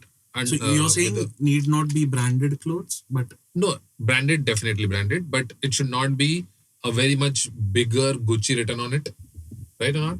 If you're wearing a super dry chalega. super dry chalega, Zara chalega, or I guess the brand is the quality what he's trying to exactly sort of say. the quality basically, because it is visible. It is visible to the person who is actually meeting you. Okay, the kind of clothes you are wearing. Okay. The bubbling t-shirt, us pe bubbles aa rahe hain, and it's actually loose from there. The fit, the kind of texture, the kind of thing. So talking about the fashion, I'm just talking about that a good quality of cloth which you are wearing, a good haircut, good beard cut, and the accessories which you are wearing, shoes and everything. Keep it very much simple, basically. Do not try to fancy it if you do not have a very good sense of fashion. So if you are very bad at fashion, or you do not know how to make yourself look better, just go for the very simple things. So very simple. this is like a primary step in pursuit of Exactly. dating, basically. Because So- you do not know. so in a way you're saying like all women have, All women have. so they are smart to this extent to judge a person on all these things. See, unless or until you have talked a woman or talked to a woman, she's not going to create a very good image in her head. The first impression. The very first impression will be your looks, and your first impression has to be good. So for that, you need to sort your fashion out, basically, with clothes, with haircut, with your body. Try to make it more muscular, or I'm just saying, take control on the controllables, basically. So if you know that you can hit a gym, you can become somewhere better in your shape. I'm not saying, I'm trying to tell you that go and become the next Arnold Schwarzenegger or maybe somewhere else. But I'm just saying that get into a better shape from now, basically. The kind of shape you're in now, get into a better shape, or trying to be better in the kind of health I'm talking about. So health is sorted, like trying to be muscular, hair sorted, clothes sorted. So everything is sorted from now. The next step comes is try to kill out the approach anxiety. The approach anxiety is basically whenever you go to a girl and go to someone else, anyone else for that matter, see it from the perspective of salesperson. If you have a credit card and you want to sell it to someone, so you need to have at least that particular mindset that even if I go to that particular person, what is the worst can happen? He's not going to kill me. He's just saying, he just can say that I do not want it. Just get lost from here. Either way, the credit card is not being sold now. It's there in your hand, right or not? So unless or until you go over there, it is not going to get sold. So you go over there, just take a chance. And so the approach anxiety is basically what? It is actually a fear of getting rejected. That is approach anxiety. So you have to kill that anxiety. But how exactly? How to kill it? So there are certain misbeliefs, you can say, which actually takes you or which actually holds you back. What kind of misbeliefs are there? The misbeliefs, you can say that I'm not tall enough for her. Girls always like tall boys. I'm not muscular enough because the girls always like Hrithik Roshan type, Salman type, Shah Rukh type people. I'm not fair enough. I'm bald. I do not have a good voice. I'm very shallow voice person. Or there are so many misbeliefs basically in the people head. So first of all, you need to get rid of that thing, because there are so many people. You must have seen girls with those kind of boys जिसको देख के आपको लगा होगा यार इसको कैसे मिल गई.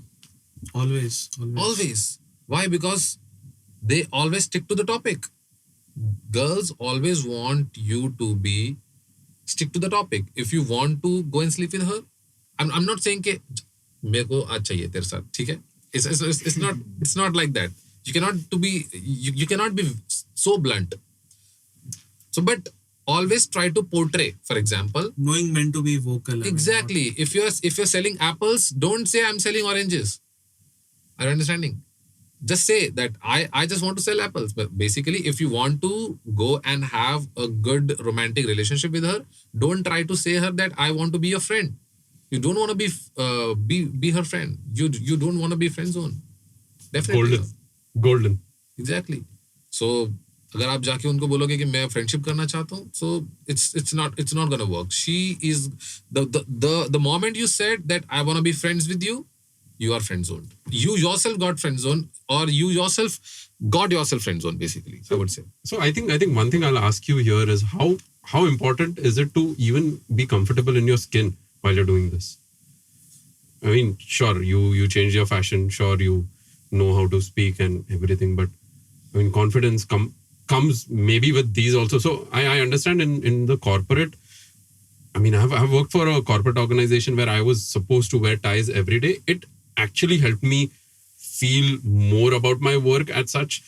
At times, you might feel a bit, sort of stuck at your workplace. That's a separate conversation. But in a boardroom meeting, wearing the par attire definitely brought me confidence. So again, coming back to the dating aspect of things. So what I am trying to sort of try and bring out here is, all right, you're lifting weights, you're, sort of have your clothes game and your hairdo game and everything absolutely on point. But wearing that with confidence and being comfortable in who you are, and how important is that?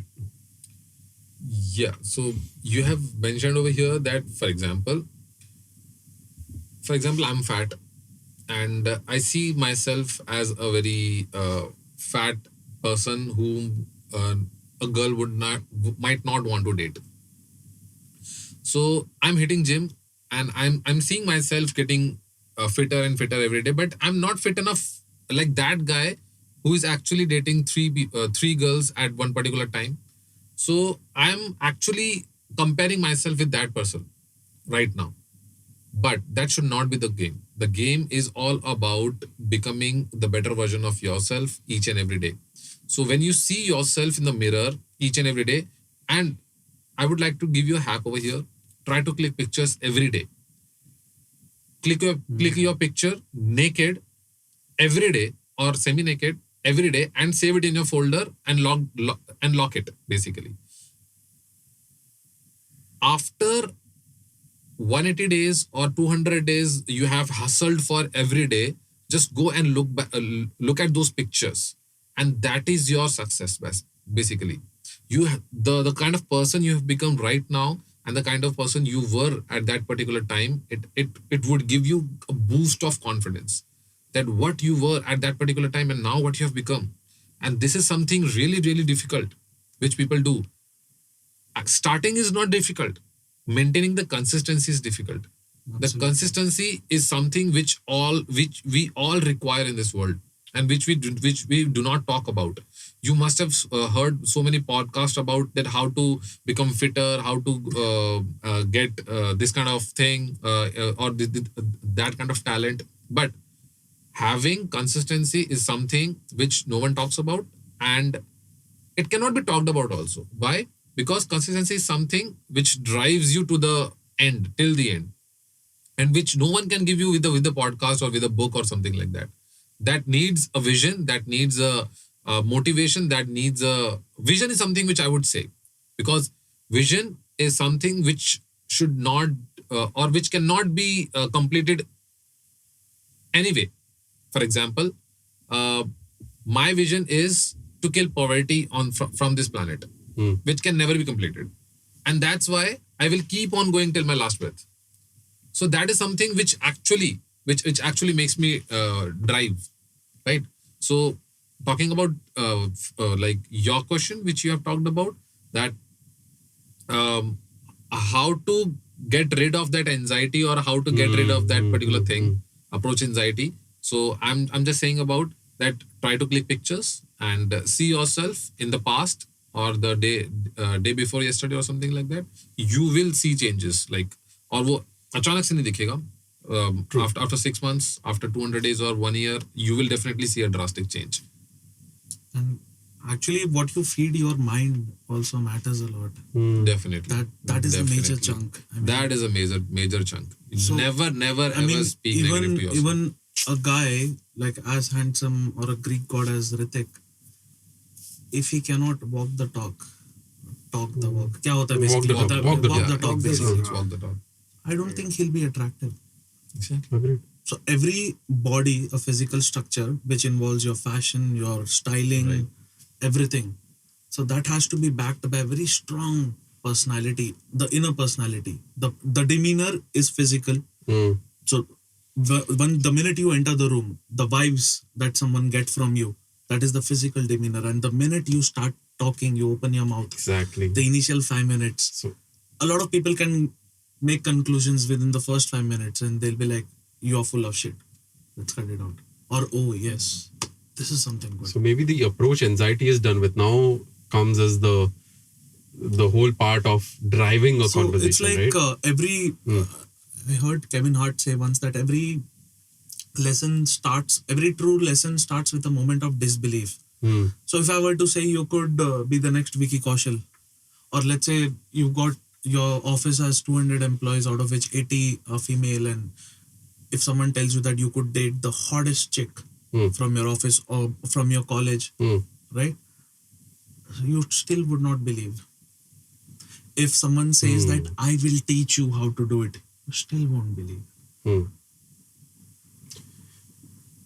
But I would still say my mind would definitely tell me that why am I not believing? What is happening? And that is where the whole Kevin Hart thing starts off, right? That's what I mean. So it's good. I mean, we always say, right? Like I always have a habit of saying whenever the question is meant for someone else. Let's say in this podcast, I talked 2-3 times about that particular instance where maybe I went out of line or maybe I overdid, like over mentioned that topic about that cake shop.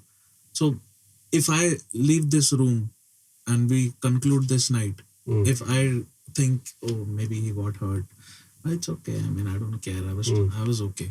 But if I actually care, now the question is meant for you, right? How you actually felt. Maybe I overdid something.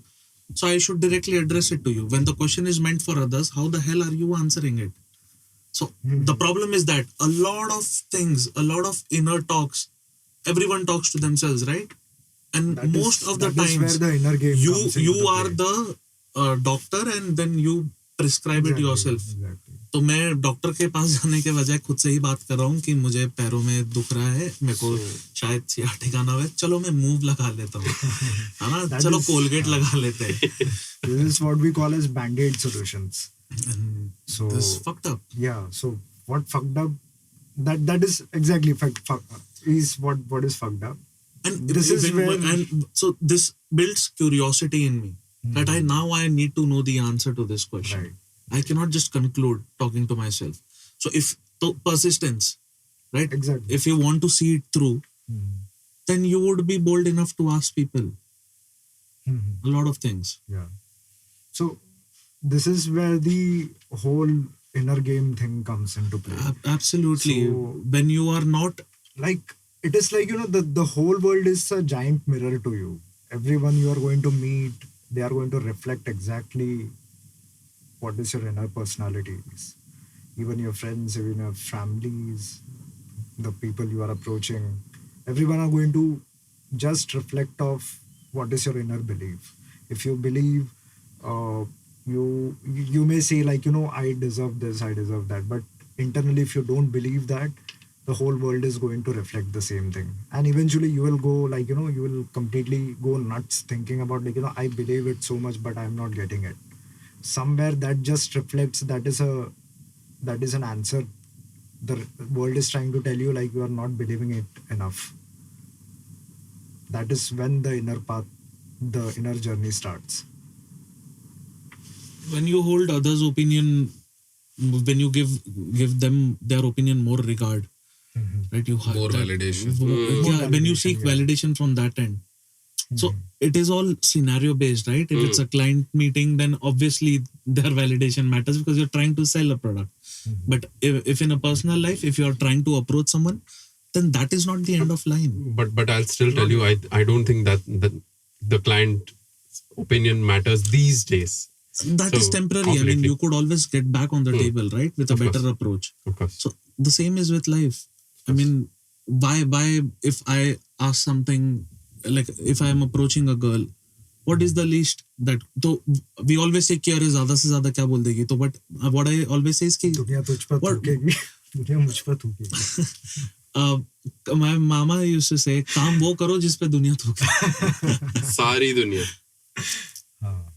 So and the day you start doing things that other people are taking time to do it, so that is a first mover advantage in a way.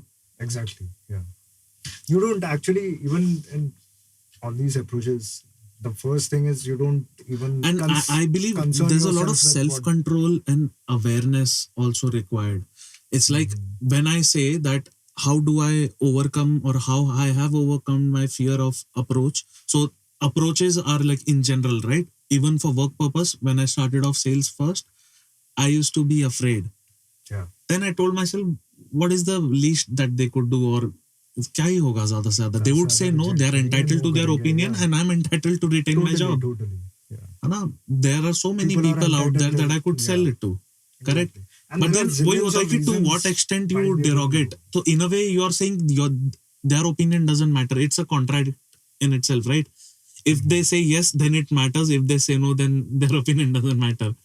So Exactly. Yeah, I agree with so that. you need to know like where to tune, which channel to tune, to what extent. And there has to be a self-belief in a way that So, see, there's a clear understanding of right and wrong also. Like these are very powerful things. A opinion person, at its place and consent at its place. consent was the word I was looking so for. correct. opinion doesn't matter even if they say yes, because I mean, for me, I wouldn't want to change myself just because, I'm in a relationship with someone.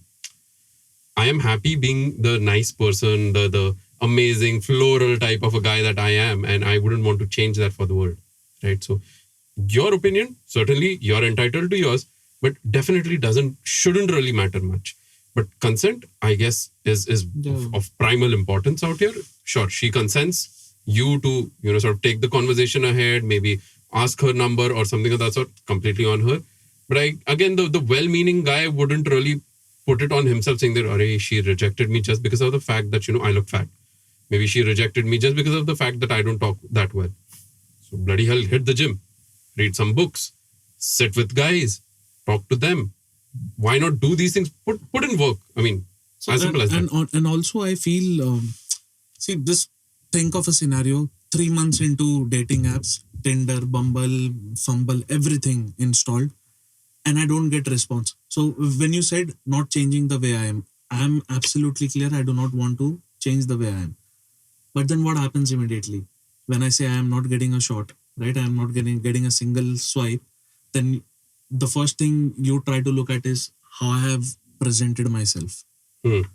But now just think, your perception of me is being imposed. That you are trying to convince me to do it, to be reflected on my profile. True. My bio is the way I perceive myself. What you are suggesting my bio to be is what you perceive.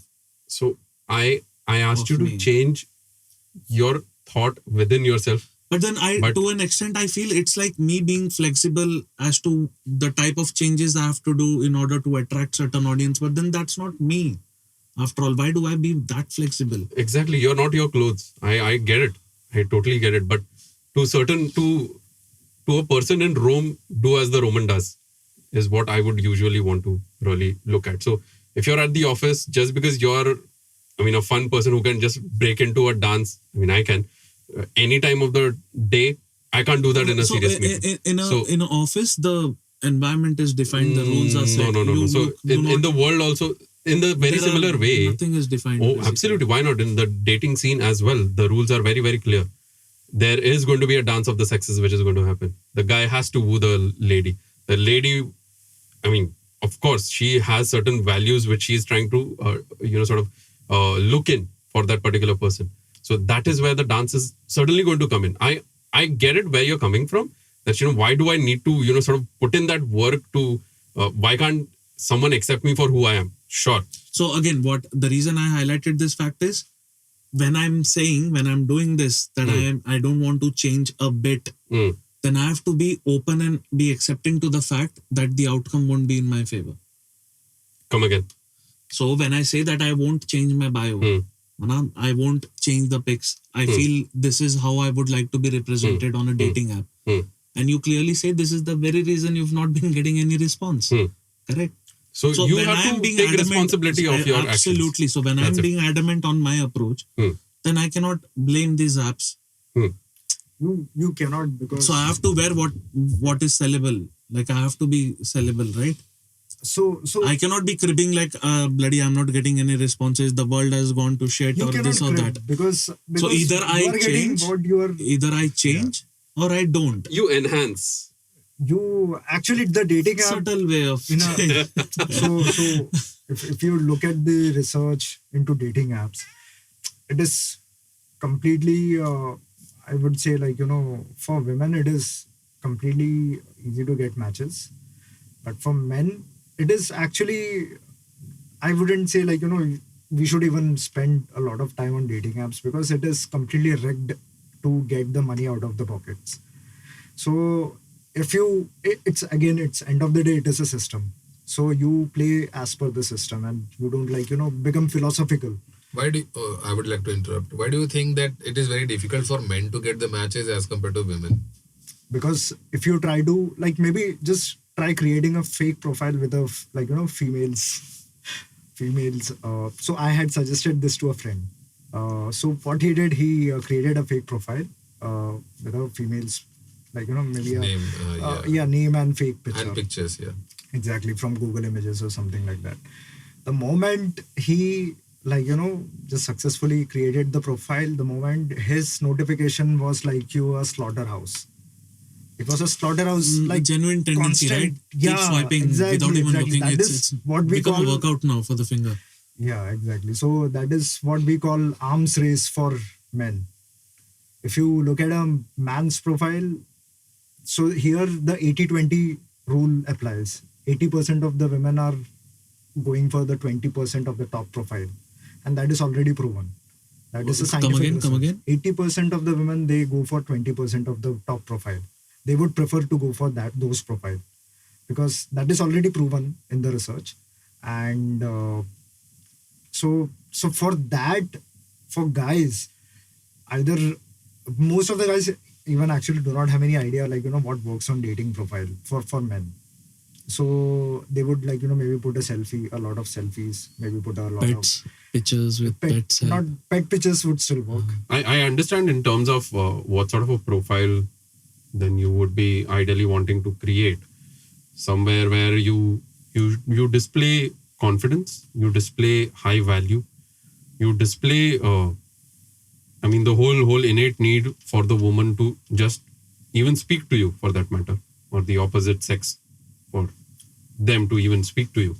Maybe creating that sort of a space for them to be able to sort of have a conversation, or maybe even look at something more ahead. But then again, the way I really see it in terms of how true yourself, are you putting yourself out there per se, just doesn't restrict to the type of clothes you wear. So I think that is one thing, the type of photos, the clothes that you wear, that'll be a part of the system which is more from a dating profile perspective.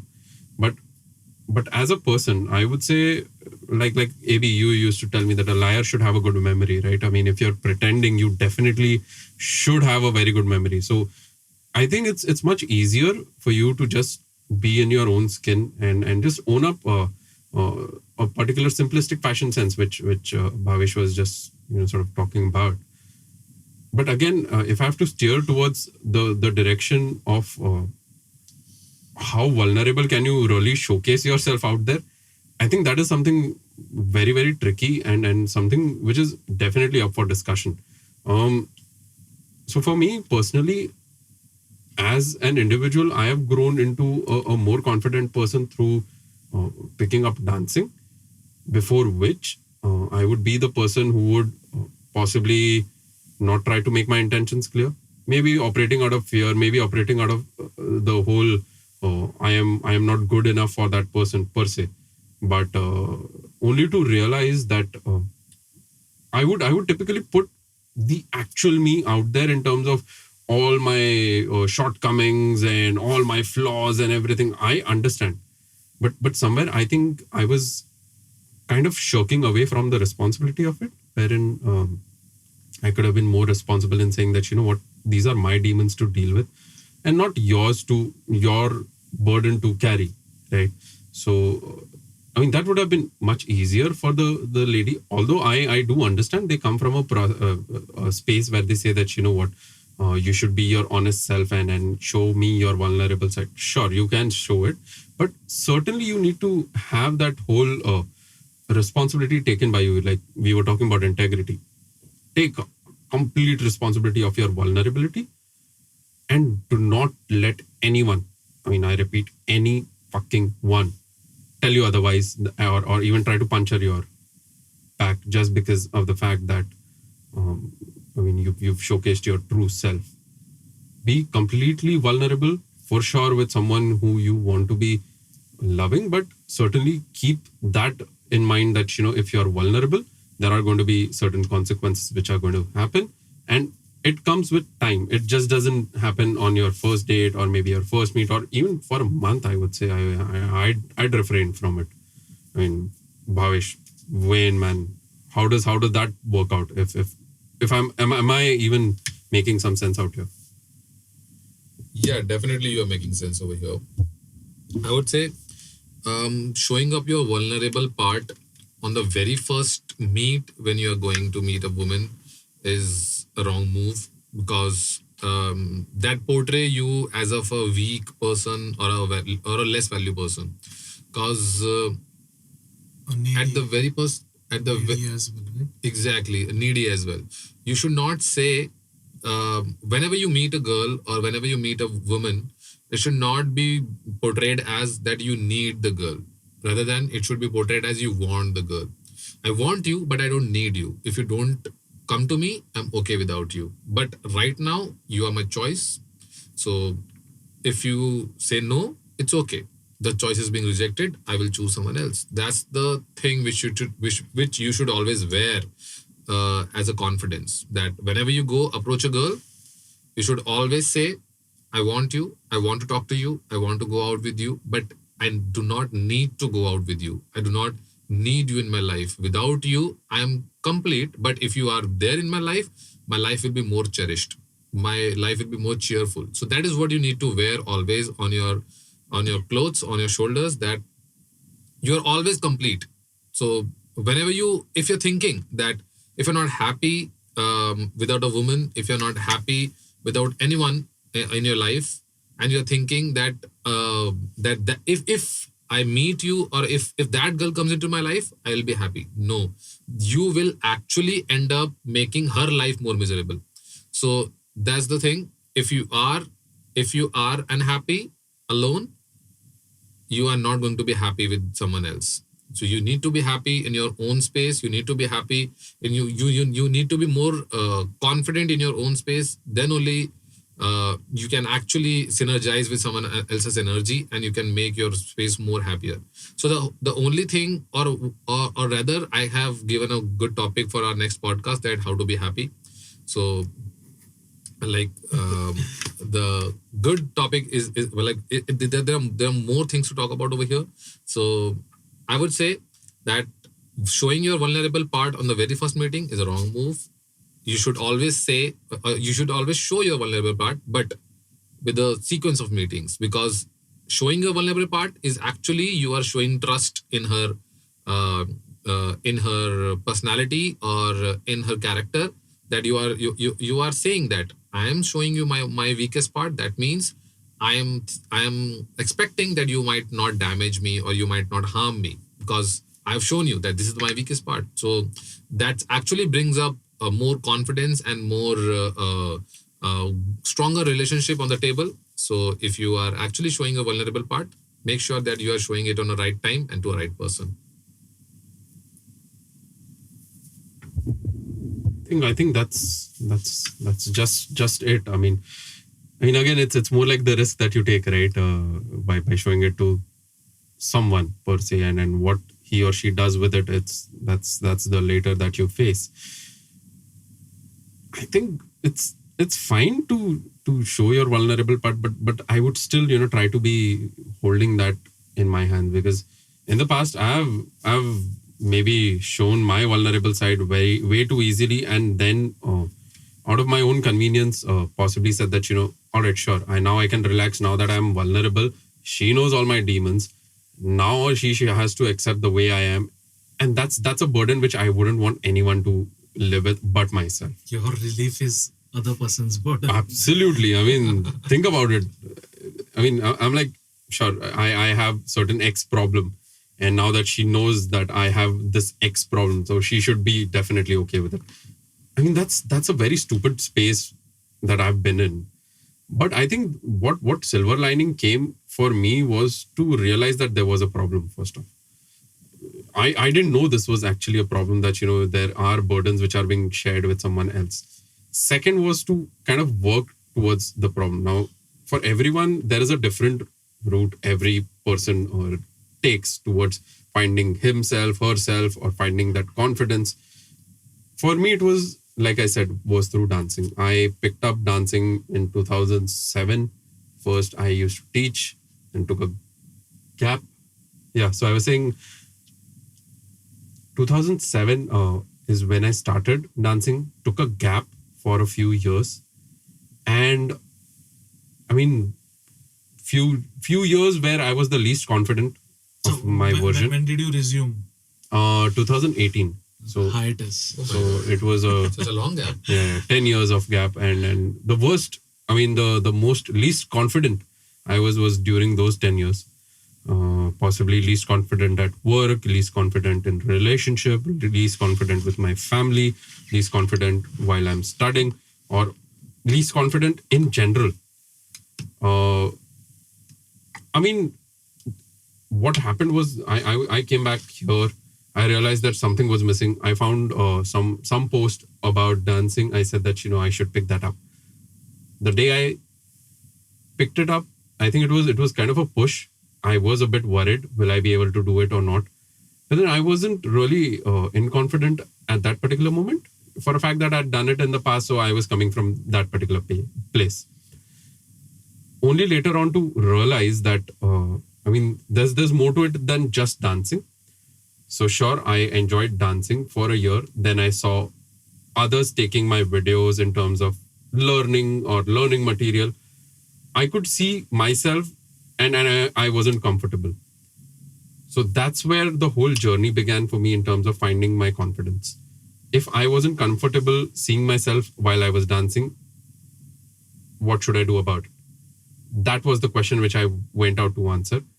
Sure, I haven't reached the place where I'll be, sort of ecstatic about it. But yeah, I like Bhavesh was saying that go out there, pick up weights, lift some, see if you can make a difference. Ro helped me through that bit wherein we were actually holding each other accountable in terms of our fitness journey.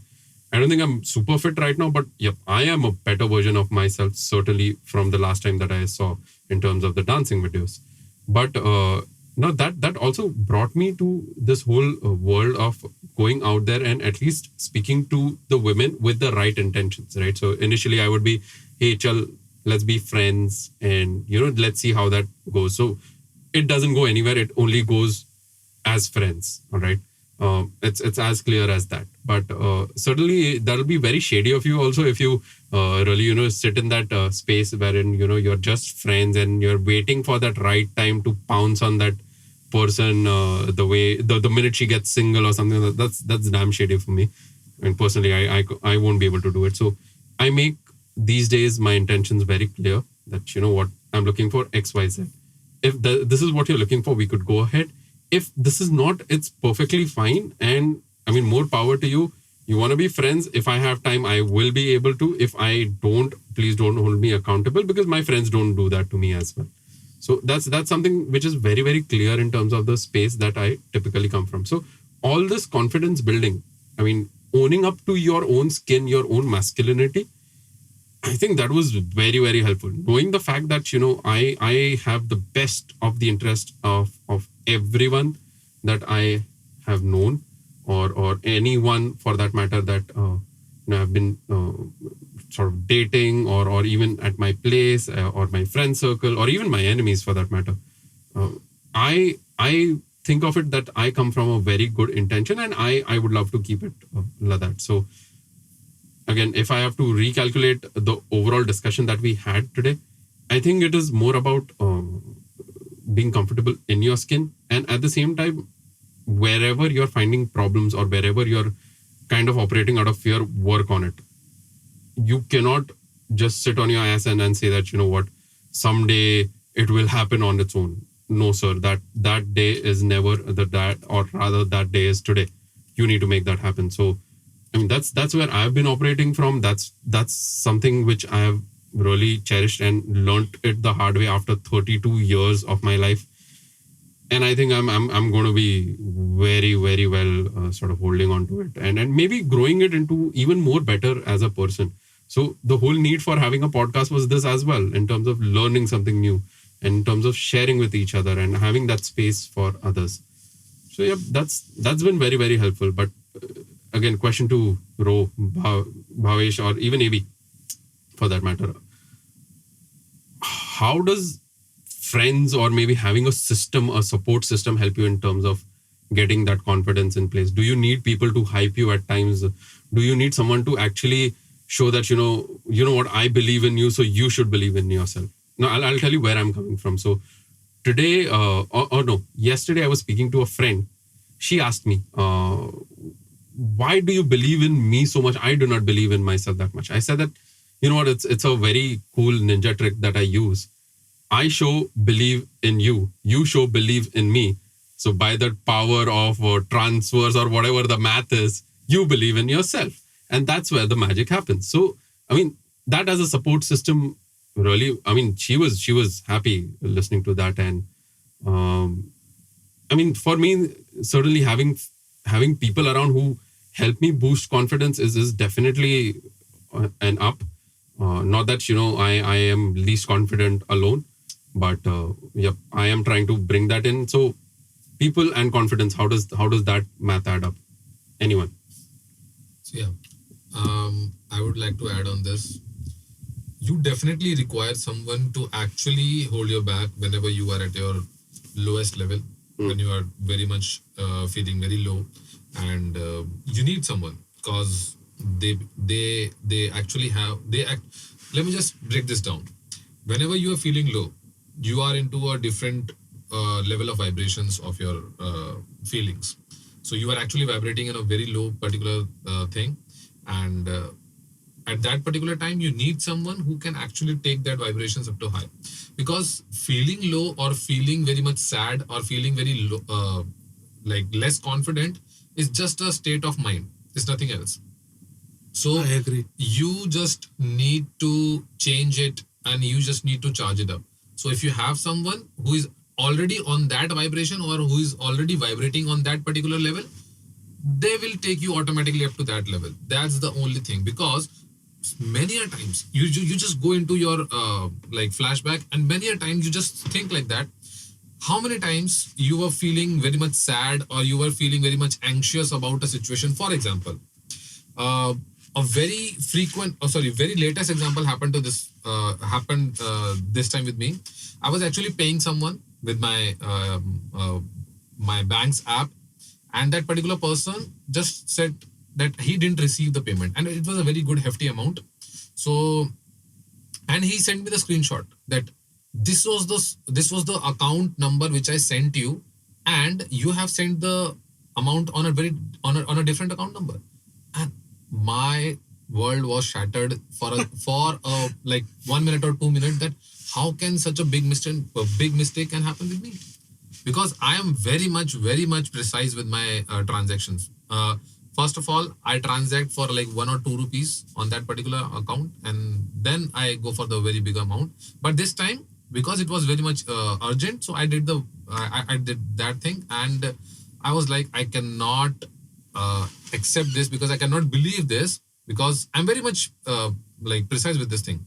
And when I was like made to believe that thing, that I have done that mistake, my anxiety level like hit that particular sky, that how can I do this? I'm like, how can I retrieve that amount? And I'm just lost, because that was a very hefty amount. And after a while, when I realized that he only sent me a different number, while checking that actually the amount was received in a very in the right account. So I made him realize that you actually have checked a different account. You just checked the account which actually you provided me with. So he was like, yes, the amount has been received in the right account. Now, just understand 2 different state of mind. Just 2 minutes ago, I was so much anxious, and right now I'm so much relaxed. How can these 2 situations happen within the same mind? Just because there were some controllables, and those controllables were a person who is not actually into that state of anxiety.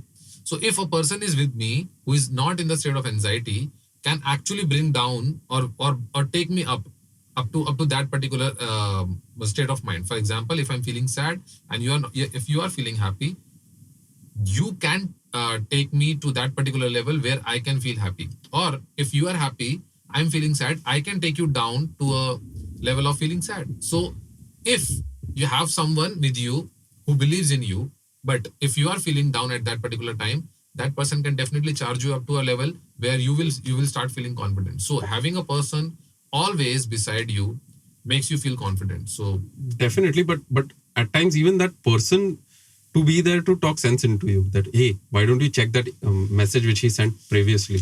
Maybe that is the right account that you've sent to. So at times we are actually clouded with that particular grief, right? I mean, and definitely, I mean, there's this beautiful saying that someone once told me. You know what you know, but you don't know what you don't know. I mean, think about it. You actually know what you know. You might know what you don't know, but you don't know about something that you don't know. So, exactly. I mean, how do you really work on it? So that is where I think someone who can look at your back and say that, you know what, this is what went wrong, or this is something which can be helpful. Having that as a person, I would bloody pay top dollars for that. But I think a friend usually, or a support system, or a circle usually helps you do that. And I couldn't agree more. I mean, I would have, panicked the shit out of myself had I done a wrong transaction. And only the person who's been in that situation knows what goes in your head, and how difficult it is to calm your tits down that, you know what, this is not how you're supposed to act. But again, I mean, beautifully put. But Ro, how about a support system? What has a support system helped you with in terms of at least the confidence bit? For me, I would say the support system acts like, for primarily for holding accountability, for holding each other accountable. And like having kind of friends who wouldn't like who would hold you accountable and who wouldn't even let you run away from that, becoming a like showing your own incompetencies. And another strong reason I have is like they will like having people who would show you like certain act of them that would trigger you, like certain acts, like maybe all of a sudden you would feel triggered by something they said. So that is another like a point to look into yourself, like they are just mirroring what is lacking inside you. And because of you not accepting those parts of you, the world is in a way trying to show you those things through your friends, through other people. So that is another point, that is one of the strong point for me to have a support system. And through these processes, like having people, having friends around you that you can trust completely, be completely vulnerable in front of them, that you cannot actually be completely vulnerable in front of other people. That way you get to express everything that is going inside your mind. If they have some solution, they can come up with like you are not in the right state of mind, but other your close knit friends are in the right state of mind. They can uplift you, they can provide the solution, and all of a sudden you are like, oh fuck, why didn't I think about this? This could be one way. And this way, like we nurture each other and grow together that way. That is one of the strongest reason I see, like every guy or every person, let alone guy, but every person should have a very close knit kind of people where they can be completely themselves, express themselves, and have grow a very strong support system. That even you are like you are not comfortable, even if you are not comfortable showing it in front of your own parents. So to answer your question, basically, I was going to ask you one more question, but yeah, sure. No, please. No, go on. Curiosity kills. Chandula. I get it. So, I was actually going to ask you that, sure, the support system. Do you agree that you need a support system to help you be more confident, first off? I completely disagree. Exactly. That is why I was going to ask you this question. So, for me, how I see it is having a support system for me to learn that, this is how you're supposed to support yourself. When times I don't have a support system around me. So basically, it's like you go to a college to learn. You don't stay there. You have to move out. A support system is to remind you of the wings and the powers that you have. So I'm not saying you disconnect or discontinue being with those people, but then the support group that starts off with. So I see support system as a way to have a reflection on my actions, to have a third eye, a different point of view, an outer point of view, right? If I derive confidence from that, then it's a borrowed confidence. So always be afraid of two things: borrowed confidence and borrowed knowledge. And dependency. Correct. These are what create dependency in you. So in my opinion, the way I perceive of this support group that we have is like, today we don't need validation from each other. We need to be reminded of our actions, where we are falling off, holding accountable. But this is today. 5 years, 10 years, 15 years down the line, it has to be in a manner where you are sharing your experiences with your own correction to it. Mm-hmm. Or again, just seeking an outside opinion. That's it. It cannot be like, again, 15 years down then personal growth has not happened at all. If again 15 years down the line I have to always highlight that, see, this is where you're going wrong again. It might be. I mean, I'm just saying this is a target that I keep for myself. Obviously, I mean, the people in my support group, I'll hold them near and dear always. And the thing about getting confidence from them is like, when I lack confidence, like Bhavesh rightly pointed out, it's a state of mind, and state of mind will always be, or will naturally be, or most of the times be temporary. So I cannot again be keep running back to you guys seeking confidence. No. It cannot Exactly. happen. That right? cannot happen. So confidence is something that, and I would always restrict. So That is again earlier I have said, right? I comes mean, down to validation. the reason I like for you or anyone to demotivate me, it's very difficult. It's very difficult because I don't allow you to motivate me either. So the key is with me at all times. Like I said, I share certain instances, certain situations to get an outside perspective. But again, I don't allow them to penetrate into my mind, my soul. I have to filter everything out and take what is needed. As per my, again, convenience As also per plays your a role. convenience, yeah. And my comfortability. So I think you have to just see it for what it is, a perspective and not a decision, right? So Yes. So if someone tells you that, you know what, you're doing this wrong, you know what you're doing, not me who's telling you. So that may be a perspective. You might want to work on it. You don't, it's at your discretion. It doesn't mean that it's the decision for you.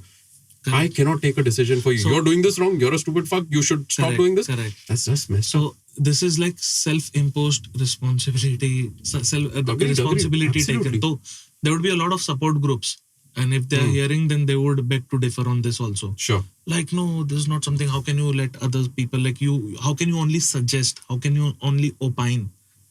There are some times that where you have to force them. You have to impose yourself to an extent where this is bad for you. You have to do everything in your own might to stop that person from doing. Where, let's say, someone is inflicting harm on themselves or something else. But there has to be an end time to it as well, right? It has to stop somewhere. Like you said, they have to graduate to something, right? Exactly. So now, again, not to, dwell upon things in terms of extreme cases where there have been psychopaths and certainly those sorts, but places where the support systems really, sort of kick in and say support groups also kick in very, very nicely per se, wherein perhaps you just need someone to hear you out. That's all I at times need. And you actually see it for what without it is. even seeking suggestions. Exactly. Because I keep telling my parents, unasked suggestions are never invited, accepted or cherished. At least to me, I always repel those suggestions and opinions. Obviously now I'm trying to learn to understand, like I told you the other day, right? That when you immediately suggest me something, it might be on point, but it doesn't suit my convenience or it's not suiting the things that my direction basically. True. But at night time when I try to think of all the communication we had, and then I feel actually it makes sense. Why did I have to oppose at that point? And I guess at that time the whole thing is that you need to actually keep your ego aside. I mean, not Yes. you per No, se, no, but in general, people just need to see that opinion for what it is. Correct. Keep that ego aside. Say that, maybe it crept out from someone else. Sure. But the one who's going to work on it is going to be me, of course. So, And also, it's like we all have a lot of friends, but we don't have a lot of people in our support group. Correct? Now, the challenge with seeking confidence from other people's mouth, right? There is a big risk. So, firstly, you need to understand, are you a right judge of character? Do you judge your actions right or wrong? Okay. There would be a lot of people, I myself have experienced a lot of people, where they try to give you this pseudo confidence to push you in a direction that they feel where you would fail because they want to so that's see you fail. manipulation, right? But the projection is the cloak of confidence is being worn. And if you're a naive person, then you'll be fucked. Absolutely. And people have done that. So At least to me, yeah. Absolutely. even I've witnessed that firsthand basically. So again, we cannot be a right judge of character always. But then see, being able to discuss your pain, it's good. But it is not something that you wear it on your Sleeves or chest, wear it on your sleeves. If you are comfortable sharing your pain to each and every person who's sitting on the table, You're a miserable person. then there's something wrong with it. You're definitely a miserable person So if you're doing I'm not advocating that you remain hidden. that. No. But these are your private parts. And these needs to be discussed and addressed privately only. And maybe even worked upon. Always. Definitely. Always. Can't just discuss and get opinions or get But then, perspectives and just never try to seek or derive confidence from other people's point of view or from any discussion. Because I'll tell you, like, what's even worse is like,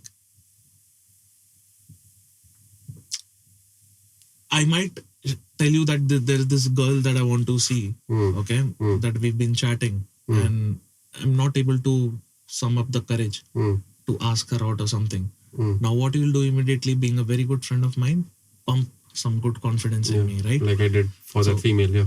Sure. So, what you'll actually do is like you'll show me my brighter sides. This Of is course. absolutely right. But then again, you'll only prepare me for the scenarios that you have figured out in your head.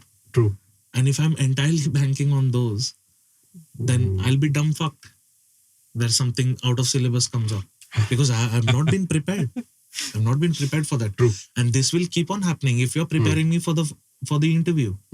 So you can only suggest something to the best of your abilities, and that comes out of exposure. 100%. So you only have 15-16 years of experience. But for you to actually prepare me absolutely for a interview, I still feel that is not enough. Rather, I should sit in your place for the interview rather than, sort of just giving you. So again, I mean, anything borrowed won't last long.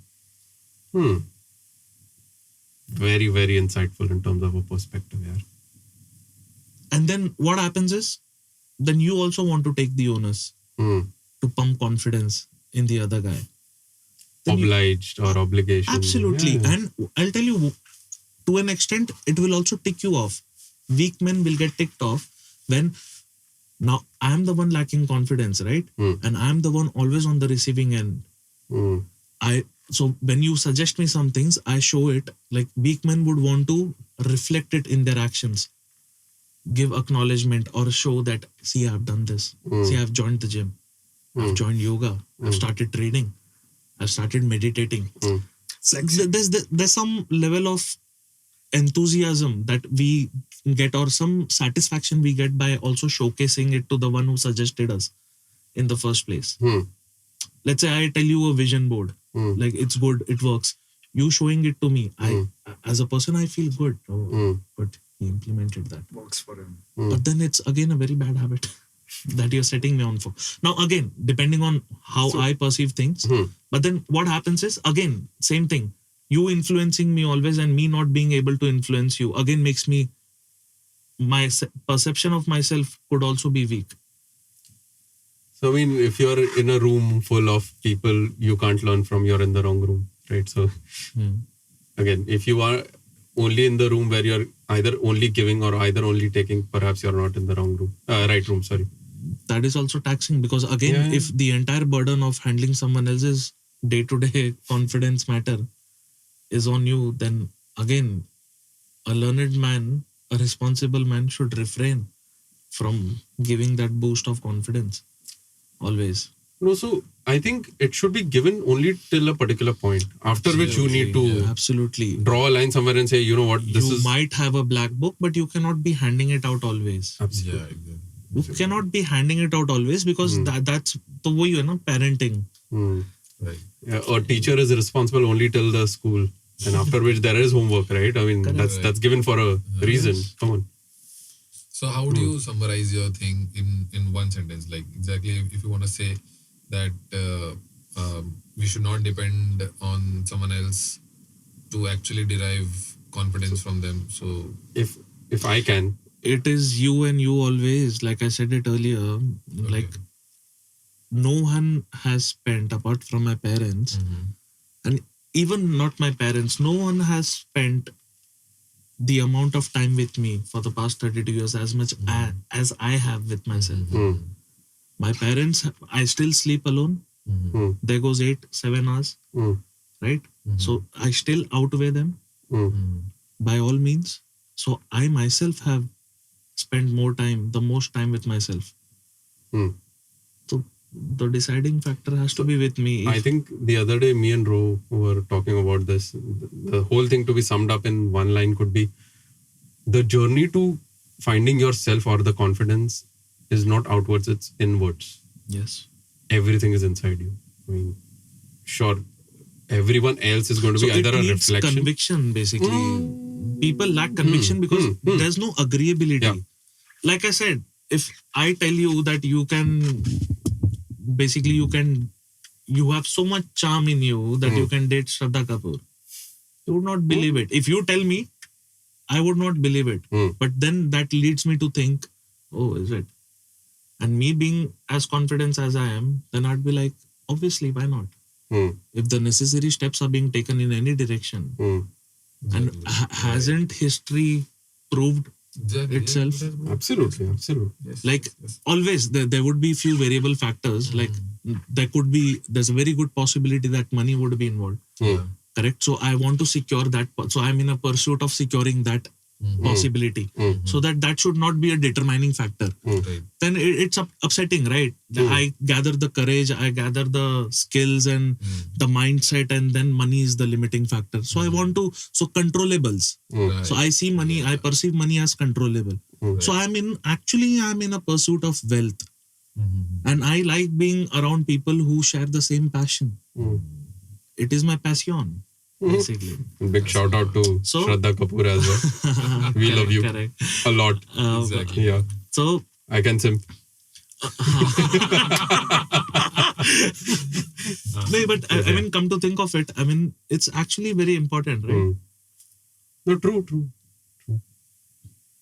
Yeah. And that's what. So I know that, again, time is variable. So I have to give myself time. I cannot be a fool saying 5 years and I marry her. No, I'm sorry, it cannot. So again, I am not in the business of fooling myself either. I might give myself a very relaxed timeline. But if I am giving a timeline, then I'm pursuing it for sure. 100%. So I'm serious and committed about it. And money, so again, the relation of confidence with money. So I understand it very better. So for all the things where I lack in terms of skill, confidence, money has taken the responsibility to take me at scale, basically, you know. A lot of times, basically. So the reason I can enter Louis Vuitton showroom with no intent of buying or with the intent of buying and still not feeling underpowered is because the money in my pocket. But then again, that's what I've learned. So with the imagination of money, I can still enter. Yeah. So that's what I mean. Take it till you make it, sort of. Because I know when I had money, how I behaved. I observed myself. Now I just need to retain. So on all days, I don't have money in my pocket. Like currently, so to be honest, I'm not fit to buy in brand central, Central showroom. Future Group, Future Group showroom, Yeah. where they give you discounted rates, they sell branded clothes. So as of today, I do not have that much INR in me. But again, I have observed myself thoroughly. So I know how to act, how to behave. And the truth is with me. And again, the truth has to be the most expensive part of one's life. Okay. Not everyone deserves that. So the truth is mine and I keep it. Wow. I know it. Amazing. Why do you have to get access to my truth? Bloody, what have you done? So since you are in my support group, this is your ticket. So I define my own exclusivity. I can't be giving out passes. Handing out free. So that's how you allow people to walk all over you. So again, with confidence, you think of all those things. And it's not because you've done things for me in a certain way that when I needed it the most. No, I still cannot carry that burden. Right. The confidence within me determines, like, why do you get to access the truth? See, the truth cannot be cheap. Cannot. It cannot be. So vulnerability again is my truth. Cannot come easy. Absolutely not. It's how much you value yourself as well, right? And it always has to be. So again, you observe how much Ro or V or Bhavesh values me. So in my eyes, I have to immediately jack up my rates, my value, right? And because the sad and the positive side of it is ki only to an extent you guys can help me. Let's say I relocate, then what? Let's say I enter a profession where I'm not able to be in touch with you as much as we are not able to have access to each other as much as we have today. True. So anything can happen. So again, dependency on your confidence boost cannot be with your support group, your family, your friends, anyone. It's safe within your own hands. Dependency, no. But learning to be self-dependent, yes. Absolutely. I mean, there are times where you have to invite opinions also of your support group, the limited people that get access to you, right? So we are our own cult. You perceive this support group in a different fashion. I perceive it in a different fashion. But we never go on a debate, try to define a particular statement for this group. Like this is now we've mutually agreed that this is what the support group is for. It's unintended and full of ambiguity for the other person. I have absolute clarity what this support group means for me. But then we don't put the burden, right? And again, it's like you can make me feel confident for a day. But how long can you do that? Do I want to find out to what extent your depth goes? Or my commitment is perhaps. You'll run out of it, bro. Absolutely. Because 100%. the person who again constantly comes to you seeking for confidence, you being a smart person, you being what you are today, I'll tell you, Virat and Ro, you will consider them weak. Oh, 100%. And you would want to shy away. Very, very subtly, just try and run away. So even if I need acknowledgement or validation from my support group, I could never show. It's the same as I felt like quitting every damn day, right? I just could not give the other person the satisfaction. If I understand the importance of this support group, I would not want to appear needy. These are all pretty mixed up. I mean, I don't know how one relates to the other, but I'll tell you how it does. So acting needy at the right place is fine. Acting needy everywhere is a problem. As simple as that. If I have to sort of sum it up. But I guess. But then again, being a judge of character, you also need to understand the burden the other person can carry. Oh, absolutely. You cannot be, since it's a support group, doesn't mean that we get involved in every shit act of yours. Right. I'm sorry, I am not. I mean, let me be absolutely clear. I do not have that bandwidth, right? So, not just the time wise, but even the emotional bandwidth. Emotional bandwidth is always what I talk about. Time is, I have in abundance, right? But then the emotional bandwidth, because again, I don't like to fake. So when I nod my head, I need to absolutely feel it. Exactly. And acknowledge it properly. Right. Exactly. Then what's the point? We're actually kidding ourselves if we're here. Absolutely. Now that we are here, I guess we've reached a very good point, I guess, on the tonight's podcast. And again, talking about documenting your journey, which Bhavesh was talking about earlier. Like if you're set out on a path to change yourself physically or whatever it is, even if you're on a journey to change yourself mentally, still click your pictures, you'd find a difference. Right. Oh, absolutely. Right. So again, this podcast is we documenting our journey. This is our 4th or 5th episode probably. And I just cannot wait. And I am absolutely patient when I say, I just want to hear what what our 150th podcast would sound like. Absolutely. Or look like perhaps. And I'm open. And I'm open either way. I don't burden it with the amount of wisdom we would carry. No, it's okay. If we sound shitty, I would still accept and work on it. So I'll tell you one beautiful thing which I heard from Joe Rogan. Big shout out. We love you, JRE. His podcast said that if I don't fail, I won't be motivated enough to make a better podcast. The next episode is going to be better for sure. So, I mean, till the time you have commitment towards that, amen. Growth is guaranteed. Absolutely. And confidence comes with it. Always. in a nutshell. So how can you build confidence? Is like taking the first step. Hmm. Taking the first step is what. So if you lack confidence at times, make a list of all the things that you deem pending, that you've been avoiding, chasing. When I feel confident, let's say we are in the creator business, right? There was a time where the payments got delayed, or a lot of time it happens where the client delays the payment and we need to handle the creators, because not only do we execute the campaigns on the client's behalf, but the payments are also made in a certain fashion where the money doesn't get to the creator till the time the money comes in our account. And how do we handle that? It becomes very uncomforting. Like when the payment is delayed for a month or 15 days or even a week, the creator is very much ready to hold you accountable. The obvious thing that even I started doing was ignore, because sorry comes easy.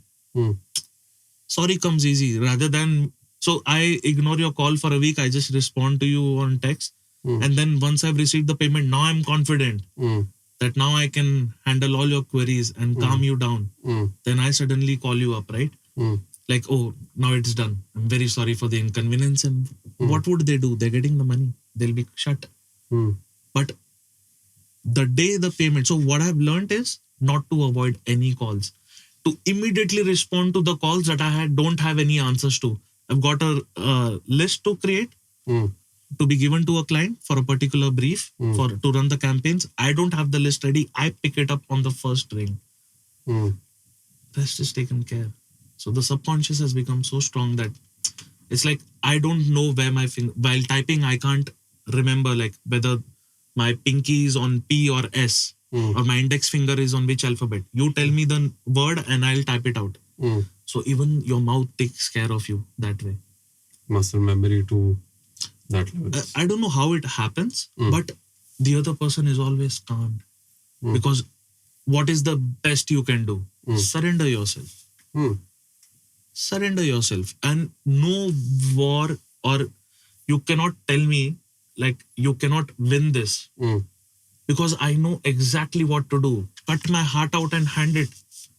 Be that fucking vulnerable. If I want to achieve it, absolutely. Right? So I cannot be in my own comfort zone and try to win a war. True. So that's how I achieve things. That determines, to what extent you want to go take it to, but still works.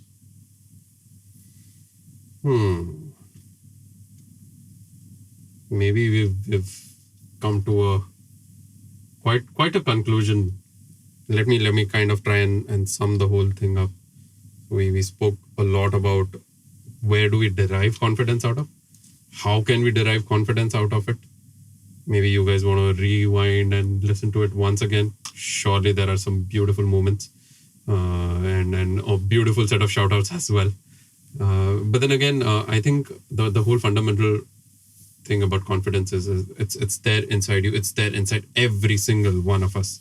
You don't need substances. You don't need anyone to tell you that you're really confident. You don't need alcohol to tell you that you can have fun.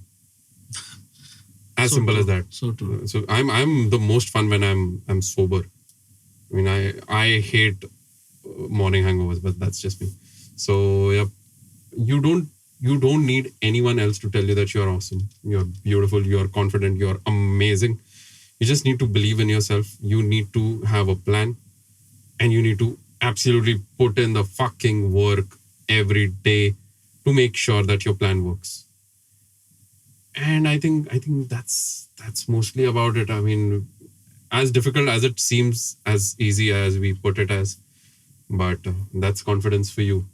There's no prescription here. We've just shared our journey. Exactly. If someone takes away something beautiful out of it, and anyone who gives you a definite path to success or finding yourself, it's just judge a bit.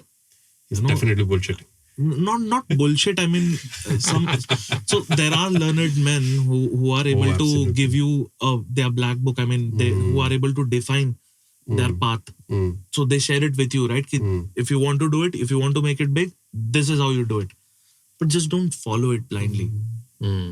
Make your own tweaks and adjustments, You can add your own element. Because what happens is then you've then that person owns you.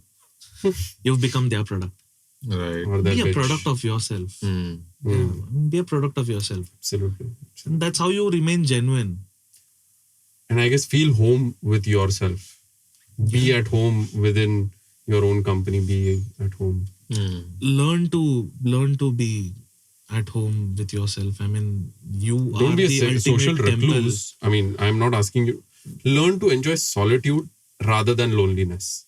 Yeah, these are two different things. Absolutely. Correct. Absolutely. These are two very different things. I mean, Yeah. So I think maybe we'll take the natural course of the podcast towards an end. And I guess I'll leave you guys with the surprise that I was talking about. A beautiful song, the written material and the information about the singer is in the it's an description original below. composition. Oh yes, absolutely. So we are sort of leaving every podcast of ours with a beautiful song, maybe an original composition, maybe a cover by certain set of artists that we know of. So if you guys want to feature on our podcast, do leave a comment below. Do reach out to us. Big shout out would certainly help for us. And we're very, very happy to be here to be able to talk to all of you. And Bhavesh, thank you so much for actually, sort of sharing certain really, really different Thanks for insights. taking the time out, actually. Yeah, I mean, I think It was that's- a very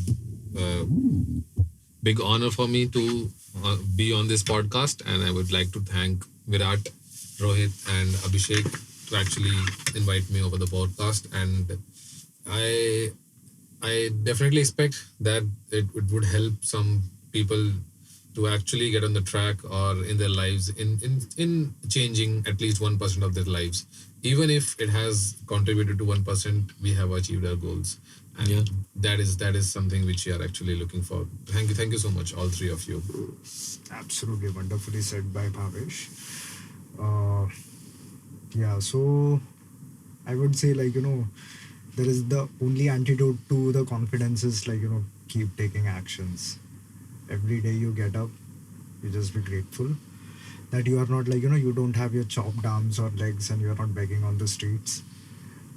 So that is the first step, and then just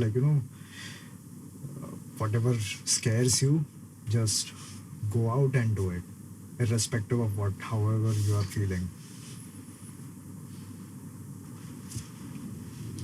Perfect. So, yep, that's us signing off. And have a beautiful day ahead. And here's the song for you right about now. Good day. Be seeing you. Be seeing you. Be seeing you. Ta-da. You just heard the VAbE podcast. And this is us signing off, leaving you all with a beautiful, beautiful track. Music credits in the description below. Find us on the major platforms by Google, Apple, Spotify, and YouTube. Links in the description. Show us some love in the comments below. And do tell us what you loved about our thoughts. This is us signing off yet again. Peace.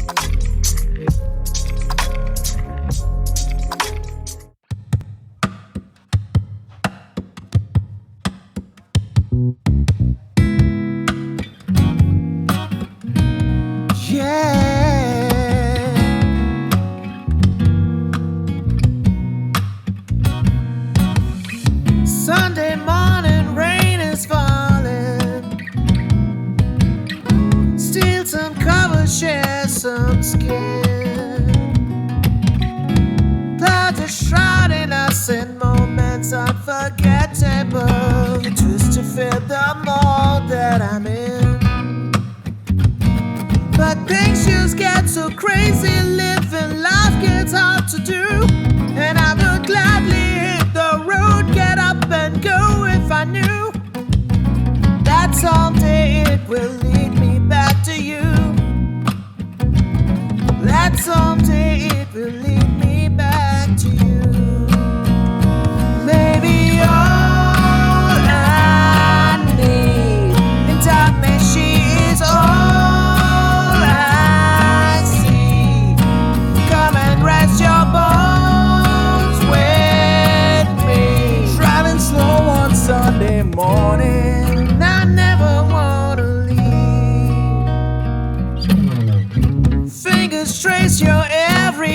line. Oh yeah, paint a picture with my hands.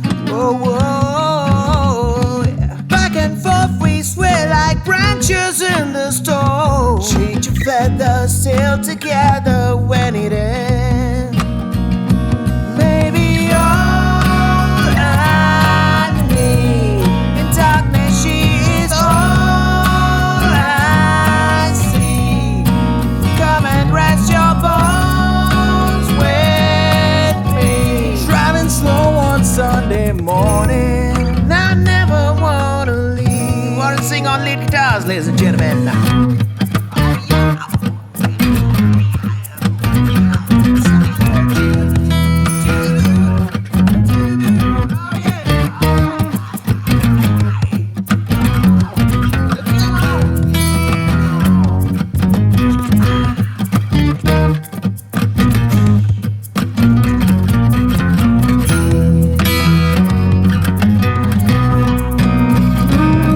But things just get so crazy, living life gets hard to do.